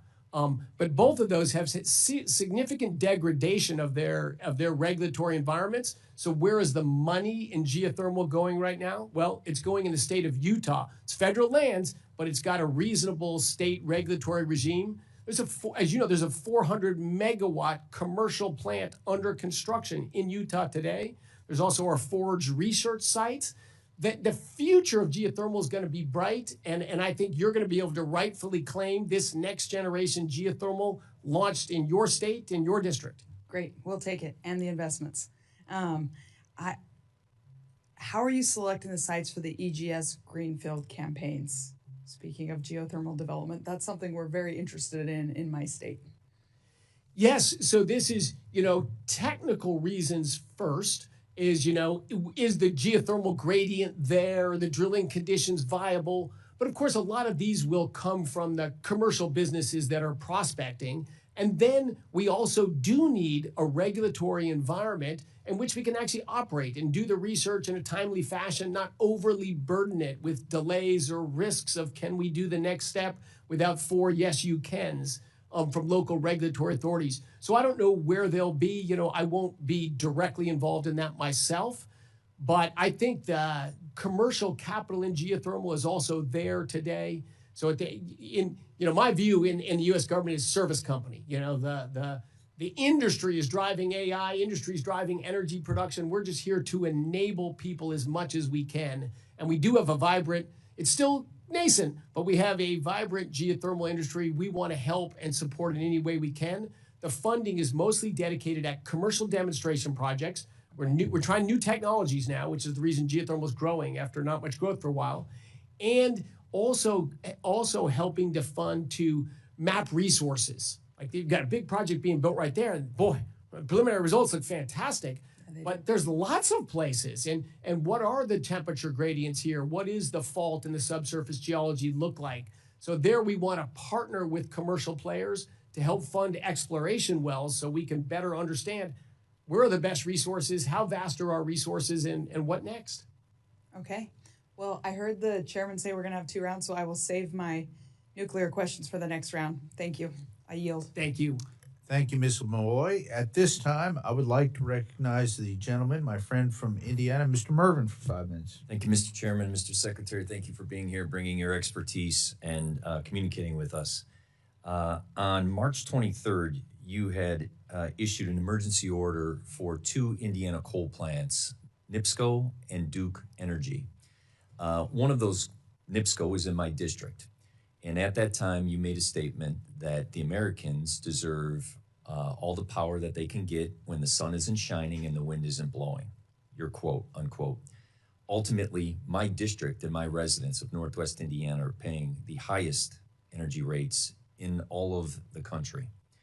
And that specifically, a third party generated a news report saying it would cost NIPSCO $100 million in order to put that coal plant back online.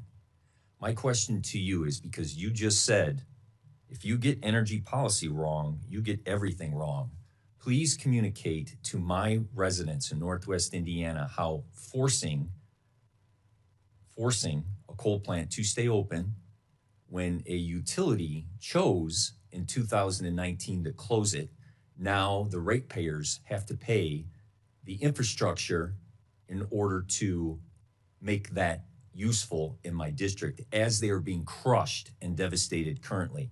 And you had mentioned domestic manufacturing. Northwest Indiana is the top steel producing region in the country. Those utility rates go into the cost of steel, which go into the cost of everything we produce. Please explain why that forced emergency order is benefiting the people who are getting crushed by those policies. You bet. So first of all, thank you for the question, Representative Mervin. So in your region, northern MISO, it is 5-alarm fire, quoting the reliability study that was done for, are the lights going to stay on when advanced power demand hits there or not? So I received an, and the What guy. do you mean by advanced power? If I misspoke, if I said advanced power, but if we don't add additional power, Correct. The risk of blackouts is very high in the northern MISO region. And so let me give you a very nearby plant that was asking a specific question. How do you justify those rate increases and the $100 million price tag to your emergency order? So the cost of blackouts is immeasurable. The cost of unreliable power is massive. And why have we not experienced that in the last 40 years that I've been alive? You haven't experienced blackouts? Consistent blackouts in the Midwest and Northwest Indiana? To answer your question directly, no. So I can't buy into that. Which is also why there's a complacency there that we're all good. The risk of blackouts. If I could, they were going to replace it with natural gas. So explain to me how the natural gas policy, instead of using coal, would increase blackouts. So presumably the 50. Sorry, my blood sugar's low right now. The authorities we've used. There's a Gatorade. Go ahead, and we'll reclaim my time. I'm being respectful. Obviously, take your time. Obviously, the 202C authorities we've used have always been in dialogue with the utility there. I was criticized. The very first one we did was the Campbell plant in Southwest Michigan. Same things. It's expensive. I really need a direct answer. I've got a minute and 24. The 17 megawatts of coal 17 gigawatts of coal we've kept open. I don't know the details of every single one, but I can absolutely get them quickly. The other question that I have is the Federal Emergency Regulatory Commission authorized MISO to impose a tariff that would allow NIPSCO to seek IURC approval to recover costs of complying with the federal orders through rate increases, a NIPSCO spokesperson said. This is a communication. So you ordered a tariff that would allow my ratepayers to pay more based on your energy policy. No, it's to keep the grid reliable and ultimately to drive prices down. This is one person and one claim. On most of the 202Cs we've done, they've been cooperative with utilities. Some of them, like the Campbell plant, which we did a while ago, so I have plenty of data on, all the same claims were made. The claims were proved to be absolutely As you false. Can understand, I don't know that they're false here. They right. I don't likely have much false. of concern of Campbell. I'm Northwest Indiana and the impact currently that you have. And as you stated, if you get I don't energy believe that's policy wrong, everything is wrong. And it's a national security issue because of our steel industry.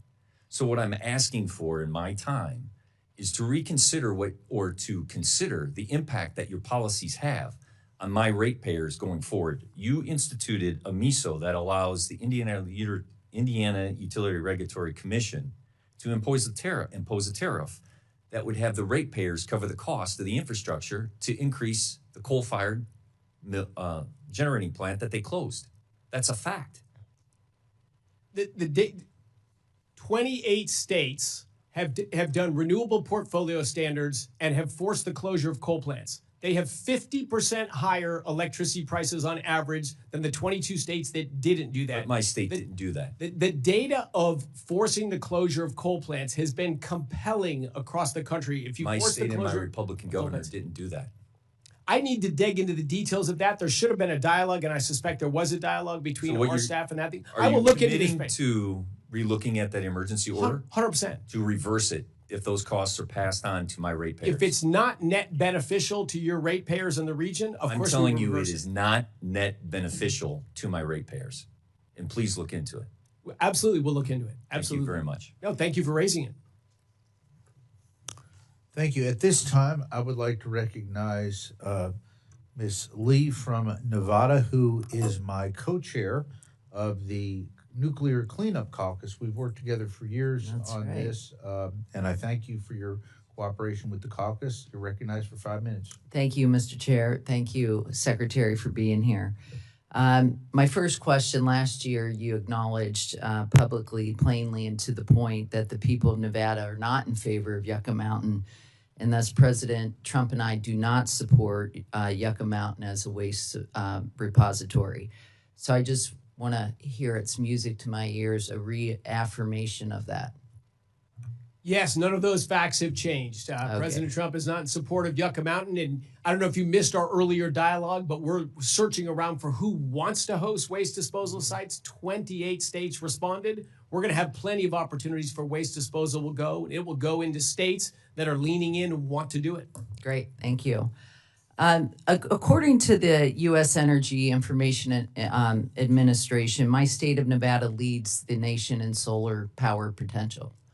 I just heard your response to the other gentleman down on the dais, so I understand where you stand on that. But it's now quite clear from both your budget requests as well as your work on the National Energy Dominance Council that you're choosing to prioritize other forms of energy, particularly from fossil fuels like oil and gas. We obviously have different points of view on that, but I'm hoping we can at least see eye to eye on this much.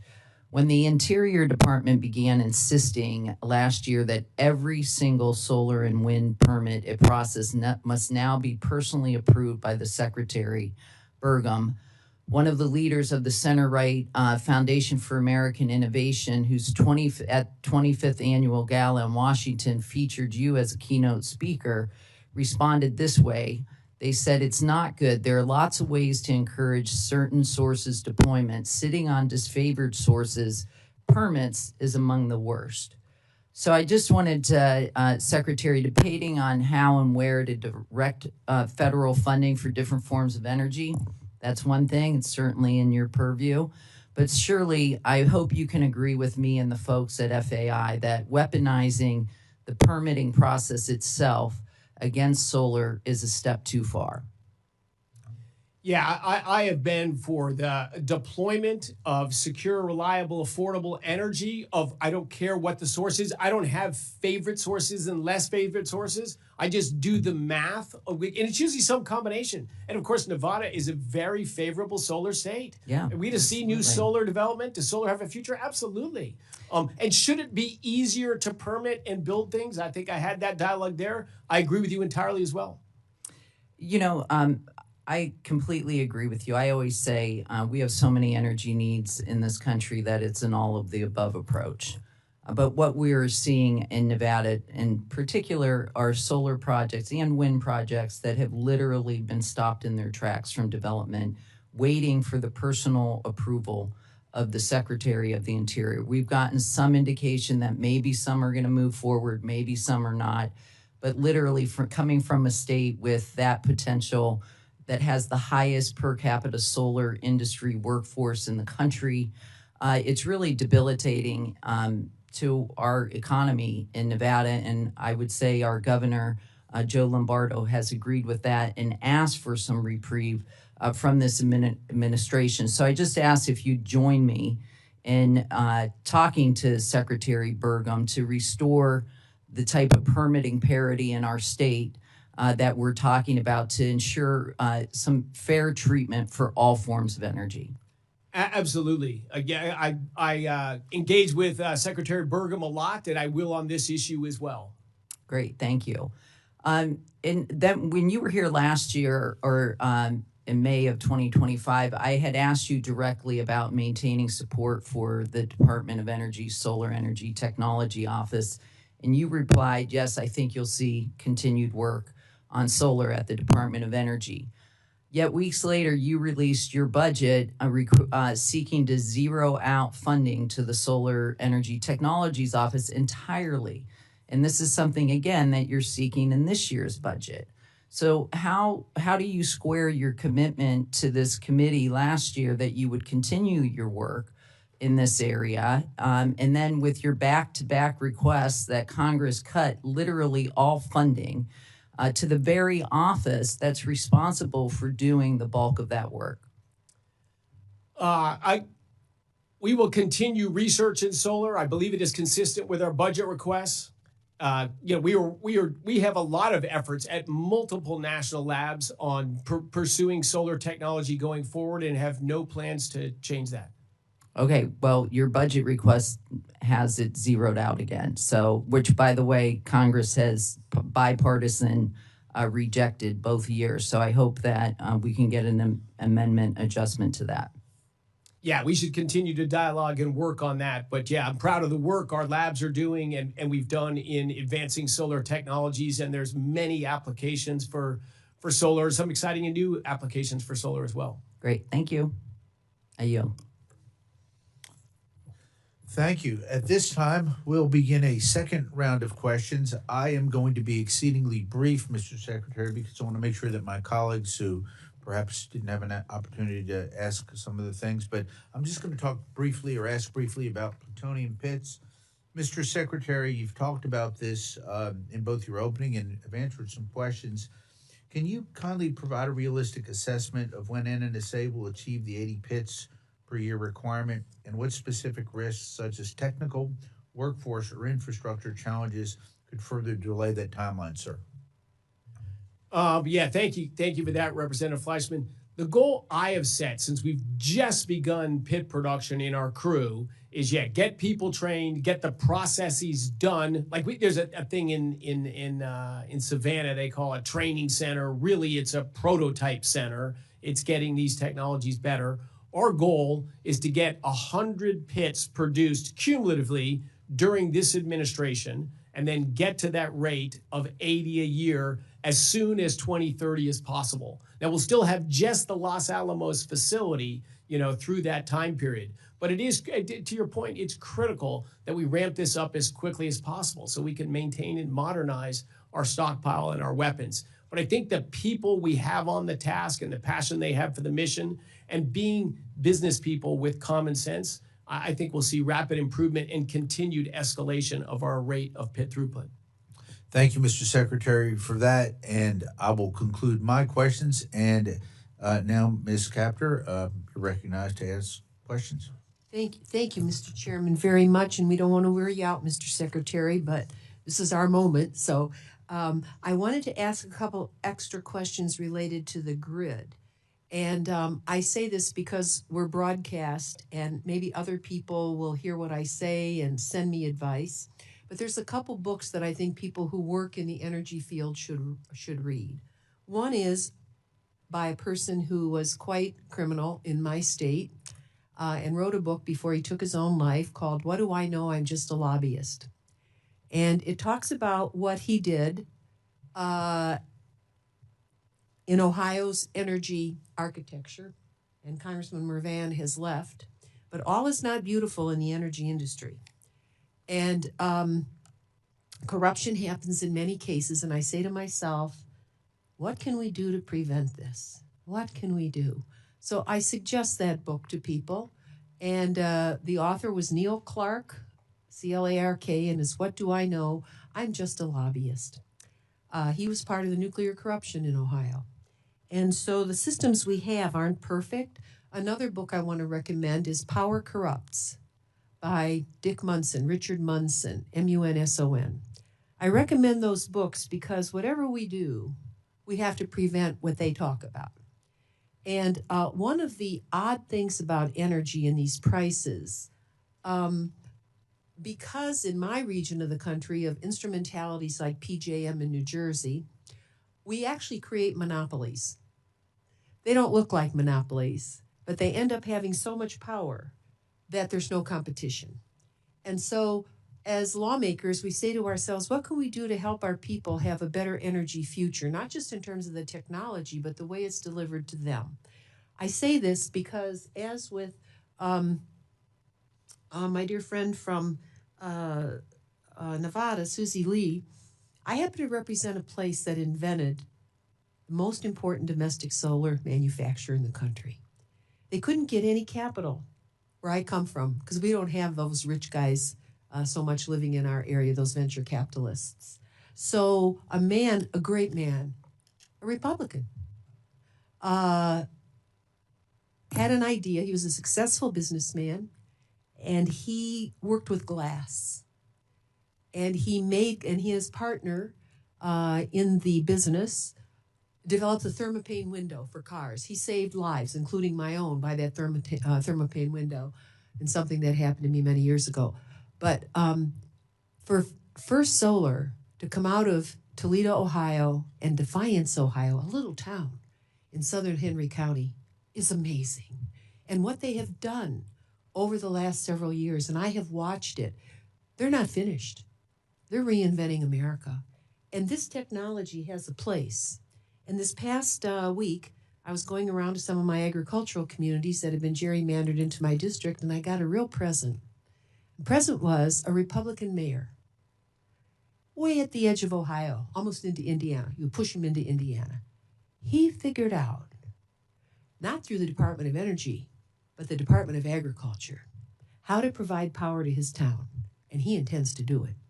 And what he did was he bought some land, and he ended up somehow buying a solar field, not huge, and he's not taking prime farmland, but he has a municipal power. And he figured out a business plan for the technology as well as how to provide power behind the wire to the people. To the people.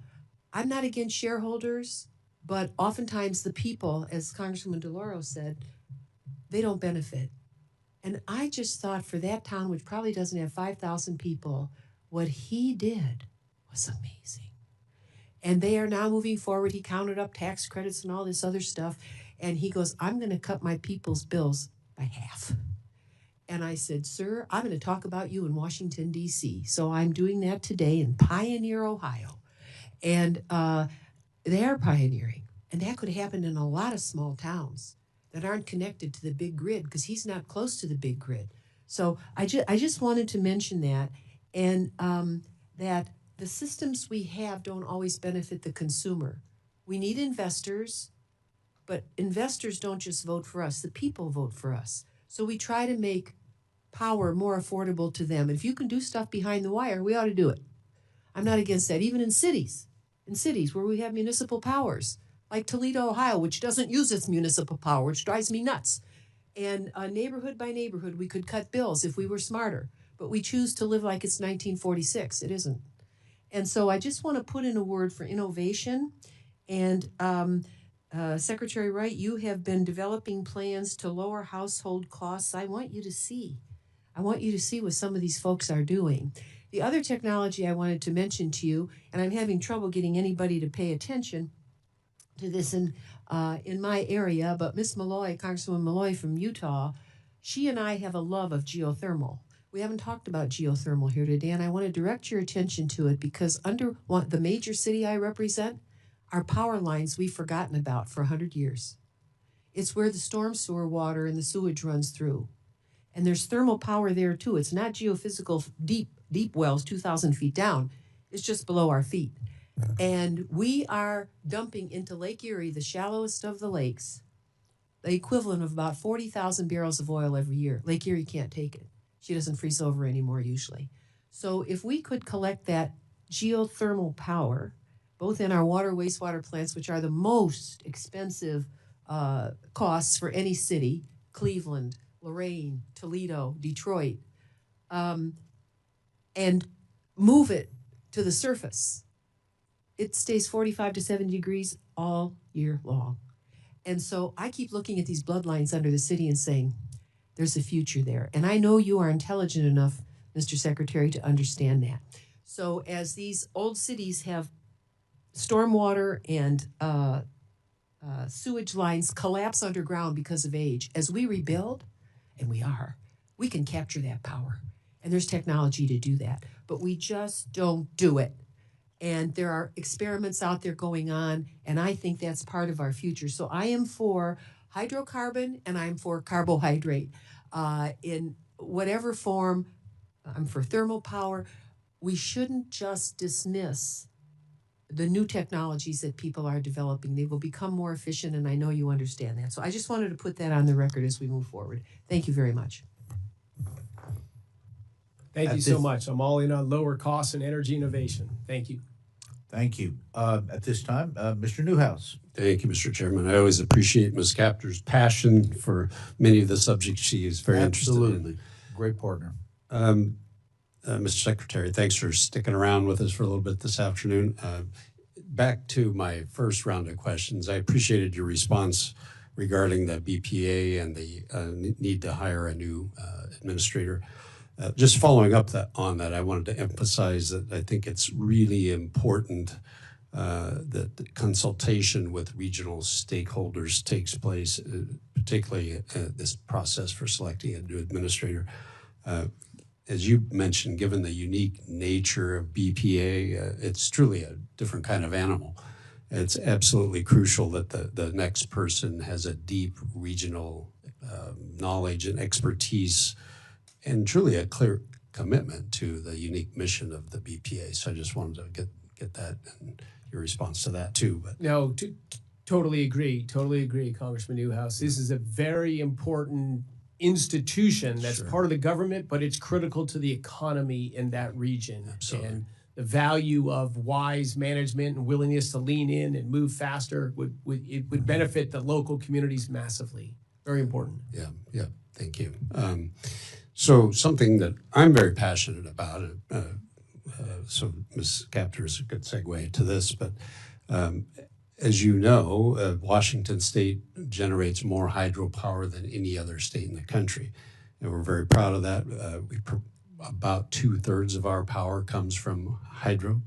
The lower Snake River dams are a crucial part of that, the infrastructure of the Snake River.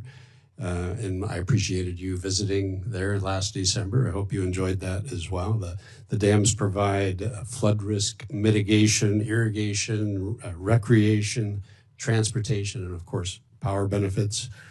Generating that one dam that we went to generates enough energy to power the city of Seattle. So that's pretty amazing. Well, I think that may be the 4 dams that included on the Snake River. But while doing that, they provide world-class fish passage, which we're very proud of that as well.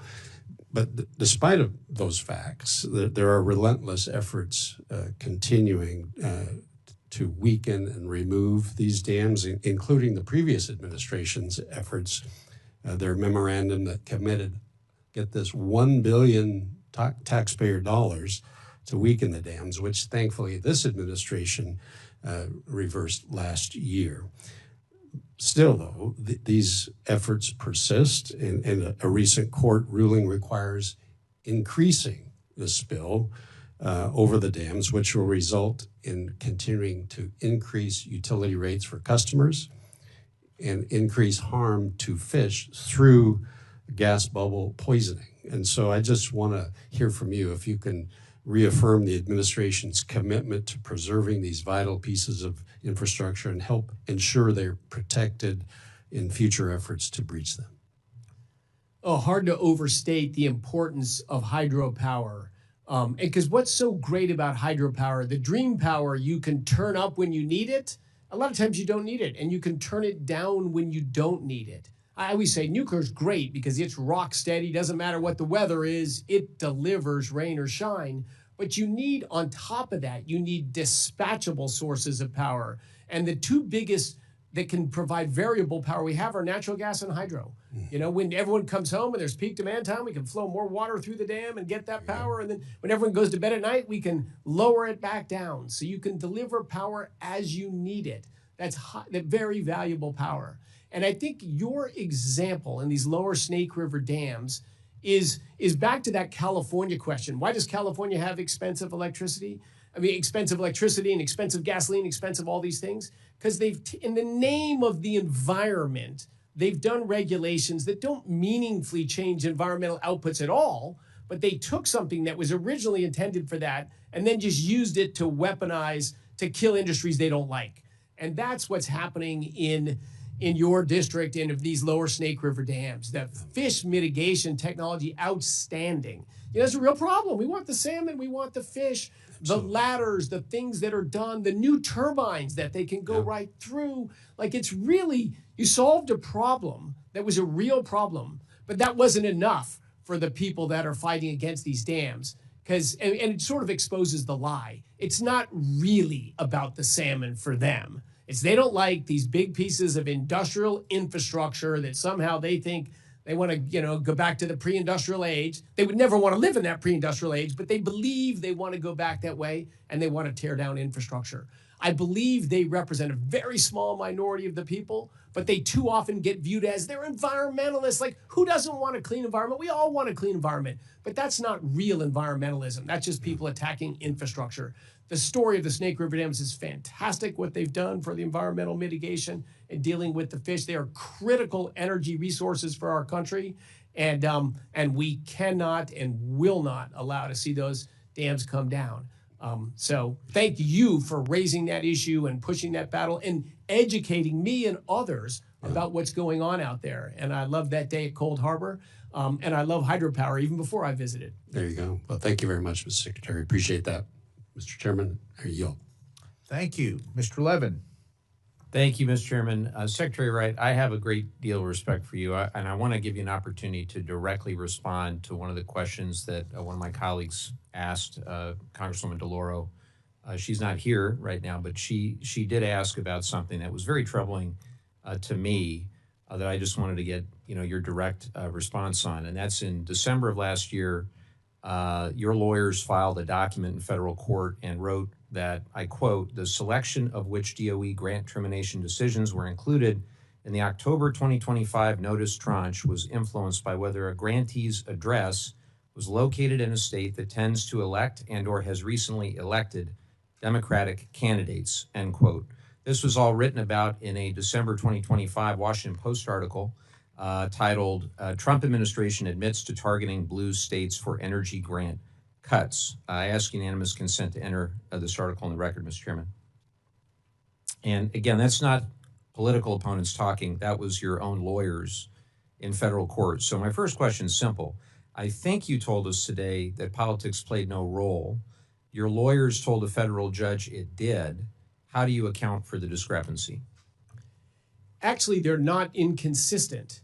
What I've said is the evaluation of all the projects did not take into account politics. They looked at these projects on their merits, and that piece you just read does not contradict that. It said the announcements of the projects. The selection. Not the evaluation, not the choices that were made, the timing of the announcement of some of the evaluations. If I could. That does not reflect at all on the evaluations that were done. Your lawyers went further. They didn't deny the politics. So they argued that, and I quote, consideration of partisan politics is constitutionally permissible. They actually said that. That's the quote. They tried to justify it. A federal judge disagreed. What I want you to answer is that every single grant terminated in October 2025 was in a state that voted against the president. Not one red state project was touched. How do you account for that?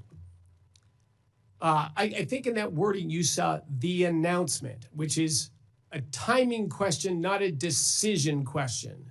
So the exact words from your lawyers were consideration of partisan politics is constitutionally permissible, and also, quote, the selection of which DOE grant termination decisions were included was influenced by whether a grantee's address was located in a state that tends to elect and or has recently elected Democratic candidates.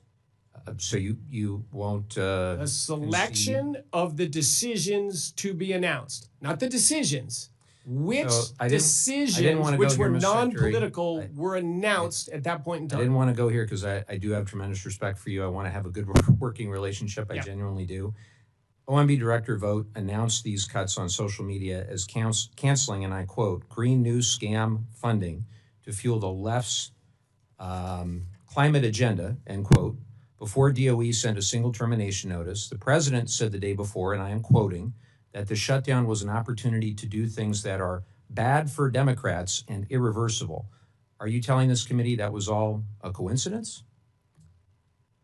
The timing, those decisions were made before then. They were made on merits and unrelated to politics. What you saw was which decisions may have been announced on that day. That was not a decision made by the Department of Energy. It did not impact whether we voted thumbs up or thumbs down on any projects. So I don't think we're going to agree on this one, but let me ask you this. The Inspector General has opened a formal audit of these terminations. Will you commit right now to full cooperation with that audit?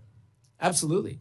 Okay, that's good. So I think you said also that you would be open to reconsidering some of the grant terminations. Is that correct? Oh, absolutely. We've had many dialogues with many different parties in all different independent of geography. And I know the business plan is very important and the private investment is very important. I want to bring your attention again to the Arches Hydrogen Hub in my state. I know sometimes my state can be a punching bag, but nonetheless, I want you to really consider the project for its merit. It forgoes over $10 billion in primarily private sector investments, threatens over 200,000 new jobs, and undermines a program that was slated to save nearly $3 billion per year in healthcare costs. So I know that California, the Arches program, they want to work collaboratively with you. They genuinely do, to see what areas of agreement there are and focus on advancing those. But there has been really no reciprocal effort made by DOE. So will you commit to engage in good faith with them, not on the basis of the politics, but on the basis of the merits and the business plan in the next, let's say, 60, 90 days?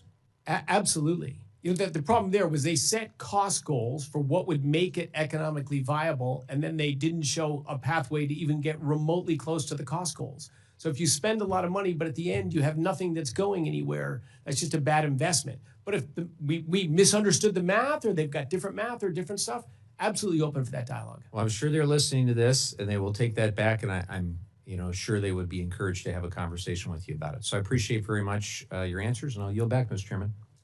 Thank you. Mr. Cloud. Thank you, Chairman. I happen to be looking at a list here of projects that were canceled, and I can tell you a few of them were in Texas, not a blue state. And I'll say this too, some of them needed to be canceled. I think of where we're headed from an energy standpoint, and just a few years ago, I remember talking to people in the energy sector, and it was kind of a debate over who was going to get the biggest piece of the pie, which energy type. And now, just a few years later, with the need for us to beat China at AI and the energy that's going to require, among everything else we need for energy, the question is, how much pie can we make? And so when I think of things like carbon capture, that was extremely expensive on the back of the federal taxpayer, not only not producing energy at all, even though people would try to define that as an energy project, not producing energy at all, and then is a tremendous demand on energy actually in communities, raising the price for the consumer and all those different kind of things. I'm thankful that we're reevaluating some of the decisions of the last administration. I did want to ask you about this. You've been focused on base power, a bunch of different ways to produce energy, but particularly a focus on base power, and wanted to ask you about the Energy Dominance Finance Program and some of the tools you're using to stand up, particularly nuclear. Whatever this, I think we're realizing, again, from where we were just a few years ago to now, that nuclear has got to be a part of this equation if we're going to compete. But because this is new, in a sense, we haven't done this in decades, banks are not likely to fund it or having a difficult time, standing up to fund these. Do you have any additional? Do you need any additional authorizations or funding to the EDF to ensure you can provide financing for more nuclear reactors, including first of a kind commercial scale deployments? And if not, when do you expect to announce loans for projects utilizing the SMR technologies that you've been working on and supporting? So I hope in the not too distant future, we have been in dialogues with many players for large reactors, for small modular reactors, for large fleets of small modular reactors. So yeah, we're very keen to use the Energy Dominance Financing Office for that. It was retooled, the structure and the funding restrictions on the office in the bill last summer, in the reconciliation bill. Right. But we came out with a large lending authority, which is fantastic. We can do big things, but a relatively small credit subsidy is sort of the technical term, which really just means we need to lend to people that are going to pay us back. And I feel very good about that. I'm using American taxpayer money, not me, not us. We're using all of America's money. We should invest that with a road to lowering their energy costs and with their expectation they will get that money back. I think in the nuclear projects we're going to be in good stead there because the data center developers are likely going to be large players in the equity. Meaning if the reactor takes $10 billion to build, we're going to get $2 billion or so invested in equity from giant hyperscale companies with huge balance sheets. And then our debt will come behind them, which means if it loses money, if it loses $2 billion, all of that is the equity guys. The debt is protected behind the equity investors. So I think we're going to have very creditworthy, investment grade credits as our equity partners in the nuclear space. Some will be large utilities. Really, what's probably going to happen is we're going to have equity from hyperscalers. We're going to build reactors that will ultimately be sold on to utilities, but they couldn't fund them during construction. And then we'll get paid back. The other people get their equity money back, and you can recycle that money back into developing even more reactors. Right. But I do think it's going to be a very helpful tool. And after we build 10 or 12 of these reactors, I think the commercial lenders will be there, and you won't need the EDF anymore. Right. To relaunch the nuclear industry, I think it's going to be a helpful partner. But I think we can do it in a responsible way for the American taxpayers, and in a way that'll drive more dispatchable, reliable power and lower rates ultimately. And do you have a sense on timeline on how that will proceed over the next?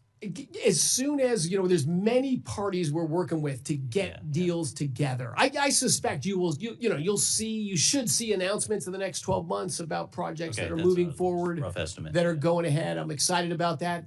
And again, another one of these things I just got to add in there. When we reviewed all of the existing loan portfolio, about $100 billion when we arrived, that was committed in the Biden administration, a lot of those things out there, we could not find one project that had in its plan lowering the cost of energy, electricity or any other form of energy. Wow. It was simply not even on the table for consideration. Right. They were about lower greenhouse gas emissions or just gambles on something. And people were happy to gamble with taxpayer money because if it didn't work, and a lot of those loans, unfortunately, are going to default. And, we don't want to do that. We're going to spend the American taxpayer money like it's our own because it is. Yeah. Thank you. Thank you. Ms. Lee. Thank you. Mr. Secretary, the Nevada National Security Site, NNSS, is a critical component of our country's nuclear stockpile stewardship and readiness program. It's because of the work at NNSS that we do not have to conduct explosive nuclear tests to ensure that our weapons will work as well as they're designed to do. That work is more important now than ever given the current environment. There are several key projects at NNSS that need a sustained funding to stay on track. The U-1A Complex Enhancements Project, the Zeus Testbed Facility Infrastructure Project, and the construction of a new access shaft. These projects are designed to expand our experimental capabilities in support of our nuclear stockpile assessment programs and to ensure continued access to underground test facilities. And any disruption in funding for these projects risks delays that could compromise the stockpile stewardship mission. Adding to my concern is the uncertainty surrounding the funding provided to the NNSA weapons activities through the One Big Beautiful Bill. For months, it was unclear how those funds would be distributed across the nuclear security enterprise, and I understand that allocations have shifted significantly in recent weeks and then could shift again. Funding effectively ended up about $217 million less than what was in the president's budget request last year. So that kind of uncertainty makes it incredibly difficult for sites like NNSS to plan and execute this critical work. And I just wanted to know if you could clarify how the One Big Beautiful Bill funds are being allocated across the enterprise, and whether any of those funds are going to be flowing to these projects in Nevada. So ongoing dialogues across the team in NNSA about what to prioritize, what can only be funded this way, what could maybe be funded through another mechanism or funds out of another bucket. So it is a complicated process for sure about how these monies are allocated. I should have started by saying your intro comments about how important this site is to understand our stockpile, to understand new weapons designs, is absolutely true. It's an enormous advantage in this country that we have so much data from actual explosions that we can use with mathematical models to now predict the physics of what would happen with all these different designs with very well calibrated, awesome models. That work enabled us to be in the strong position we are today, and continued testing of non-yield explosions, non-nuclear yield explosions in those sites is critical as well. Look, I visited the location, the sites, and the workers there. It is a key part of our NNSA arsenal. It will remain so. There is no plans or no dialogue to say, that's not as important anymore. Let's shrink that and move over here. There is none of that happening. This is a critical asset for the whole enterprise. Great. So I completely agree with you. And so I just hope that we can work together and I can get your commitment that whether it's through the Big Beautiful Bill allocations, fiscal year 27, or either future budget formulations, that these projects do not fall behind. Let's dig into the details of those with my NNSA team and you on that. I share your concern and your passion for that. Thank you. Projects. Do I have time?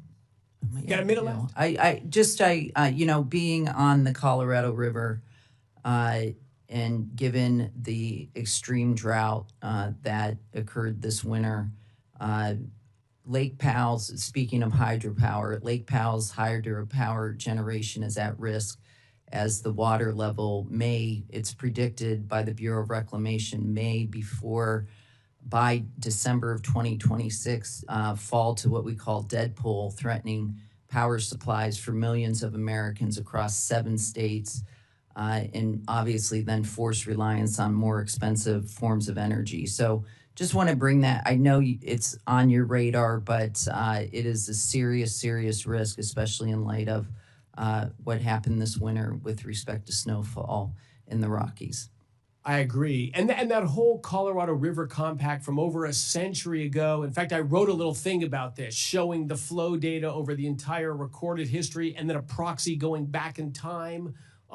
They set allocations after a sort of a wetter than normal period. And then I think at that time, it was supplying water to about 6 million people. And now in that same region, we have 60 million people. Mm-hmm. The demand for water is way higher. And that friction between the states on allocation, we gotta make some progress there. Water's like energy. You can't do anything without it. Thank you. Thank you. Thank you, Ms. Lee. We're going to recognize Ms. Malloy for her final questions, and then Mr. Secretary, Ms. Kapper has one quick question, and then we will adjourn. Ms. Malloy. Thank you. As a fellow representative from a Colorado River Basin state, thank you for your attention to what's happening with our potential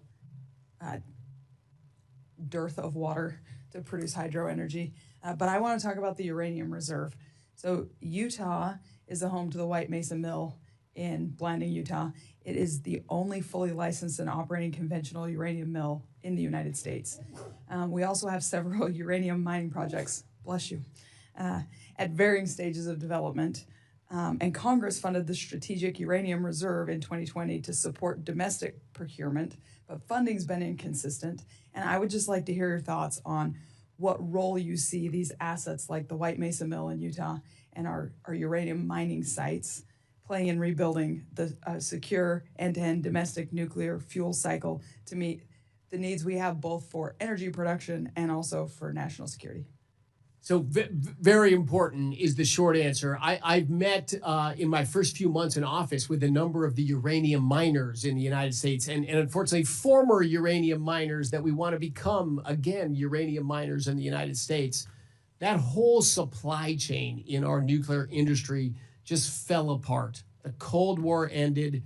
Russia flooded the world with enriched uranium from their bombs and weapon program, blended it down. We all decided, well, just buy it somewhere else. And we just lost the capacity to enrich uranium in this country, to mill uranium in this country, to fabricate fuel in this country, you know, and then we stopped building nuclear power plants. We still got to power our existing plants, and we do that with imports and some foreign company investments in our own country.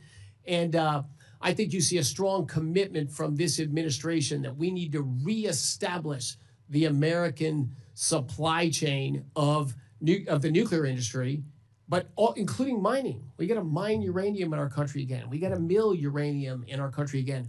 I strongly believe we will. The demand signal of new reactors being built, new expansions going on. Think of even our weapons program, right? We need. Oh my God, I'm blanking on the term. We need uranium that's mined here, enriched here, and all that. Another brain cramp.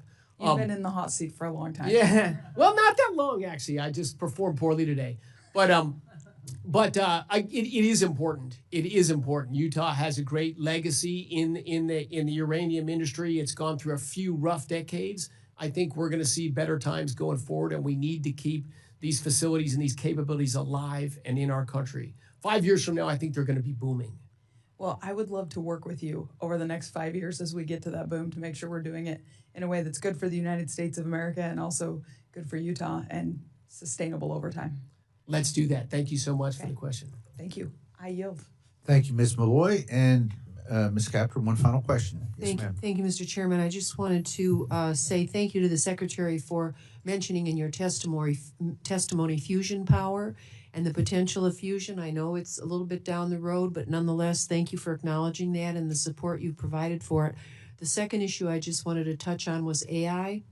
And to give you a sense of the grassroots, I have never seen, and maybe Ohio is the only state, but I don't think so, Michigan and so forth, the public opposition that is arising, it's spontaneous combustion coming up from the grassroots. We must, as a country, find a way to communicate with people at the local level about what the implications of this, what they are. And I don't think we're doing a very good job. So, for example, township trustees come up to me. They have responsibility, they have no money, and they see big swaths of land, 100 acres that's taken, and some companies coming in. And they're told, well, go to the PUCO in Ohio. Well, they've never been to the PUCO before, and the opposition toward it rises and rises and rises. I would urge you to somehow, across the administration, to think about some type of mechanism you could create. Working with HUD, for example, I represent a city of 280,000 people, and we have a lot of old industrial properties. They don't have the money to clear them, to knock them down. That's land that's already there. And we have a way, we can work in every city across this country to provide space. But it's happening so fast. They're going out to the country, and the farmers are turning against AI because they see farm ground being taken, and they don't like it, believe me. So this is happening in many places, and I just wanted to put it on your radar. We have to find means to help people imagine a power package that doesn't overpower the grid. Maybe somehow we have to bring a power package with whatever is going in, but the zoning of where this should go, these companies are so wealthy, they just come in and buy the ground, and it goes beyond the local people. It's not treating the American people right, in my opinion. They have a right to be treated fairly and to understand what's going to happen in their area. Then it causes prices of energy to go up and water. and they're helpless. So there's something wrong with the way the private market is operating. It's so hungry for this, you know. That part is good, the hunger, but they're not meeting the ground in the right way. And what could happen is a backlash in this country. I see it. You should see the signs. There's more political signs against AI in our region than for candidates in the upcoming races. Now, that's pretty significant. So I think the states need help. If you were to say to me, trust Ohio's PUCO, let others make the judgment on that. But we need help. This is sophisticated stuff. And the building trades are all for building everything wherever they can. And I want them to. And I want them to earn good wages. But I don't know what backlash there's going to be, but I'm telling you it's coming. And we don't want that. We want a smooth transition to new technology, maybe across the administration. Maybe HUD could help by helping some of our mayors to clear land where there's already grid and there's already space. And there's not going to be a lot of cars that come to these power sites. But just talk to some of your staff when they go home to wherever they come from. What's happening out in the countryside is not good. So, Representative Capter, if I may, you represent, you bring an opportunity, brownfield development, take existing things to build. We announced one of those in Portsmouth, Ohio, a while ago, to use an old industrial facility to build a huge data center and power production. So I agree with you. There's a real opportunity to build in brownfields. Right. And you also point out a risk, and it is a very real and unfolding risk today, is the opposition to AI is growing, particularly across rural America. The administration worked from the start, and we rolled out just a few weeks ago the Ratepayer Protection Pledge, so that the developers of data centers need to bring money up front into communities. They need to sign deals that will stop the rise of power prices, that'll invest in the local communities for training and jobs. Like, I think the real deals are wins. They're big wins, but we don't talk about them very well. We don't advertise them. And I'm seeing the same thing you're seeing, that the country as a whole is going very negative on AI. And this is a risk because it will be a loss to America if we stop this development and this investments and this improvement. But if we don't market it better and we don't communicate it better, we're at risk. We need to change the public perception of AI. Thank you for raising that. I agree. Thank you. Thank you. And I thank the ranking member. Once again, I'd like to thank Secretary Wright for being here today. Thank you for your thoughtful and complete answers. So appreciate your coming before this Appropriations Subcommittee and for all you and your wonderful staff and department are doing for our country. A few housekeeping measures. I would ask that you please ensure that the hearing record, questions for the record, and any supporting information requested by the subcommittee are delivered, please, in final form to us no later than 4 weeks from the time that you receive them. Members who have additional questions for the record will have until the close of business next Wednesday to provide them to the subcommittee. And with that, the subcommittee stands adjourned.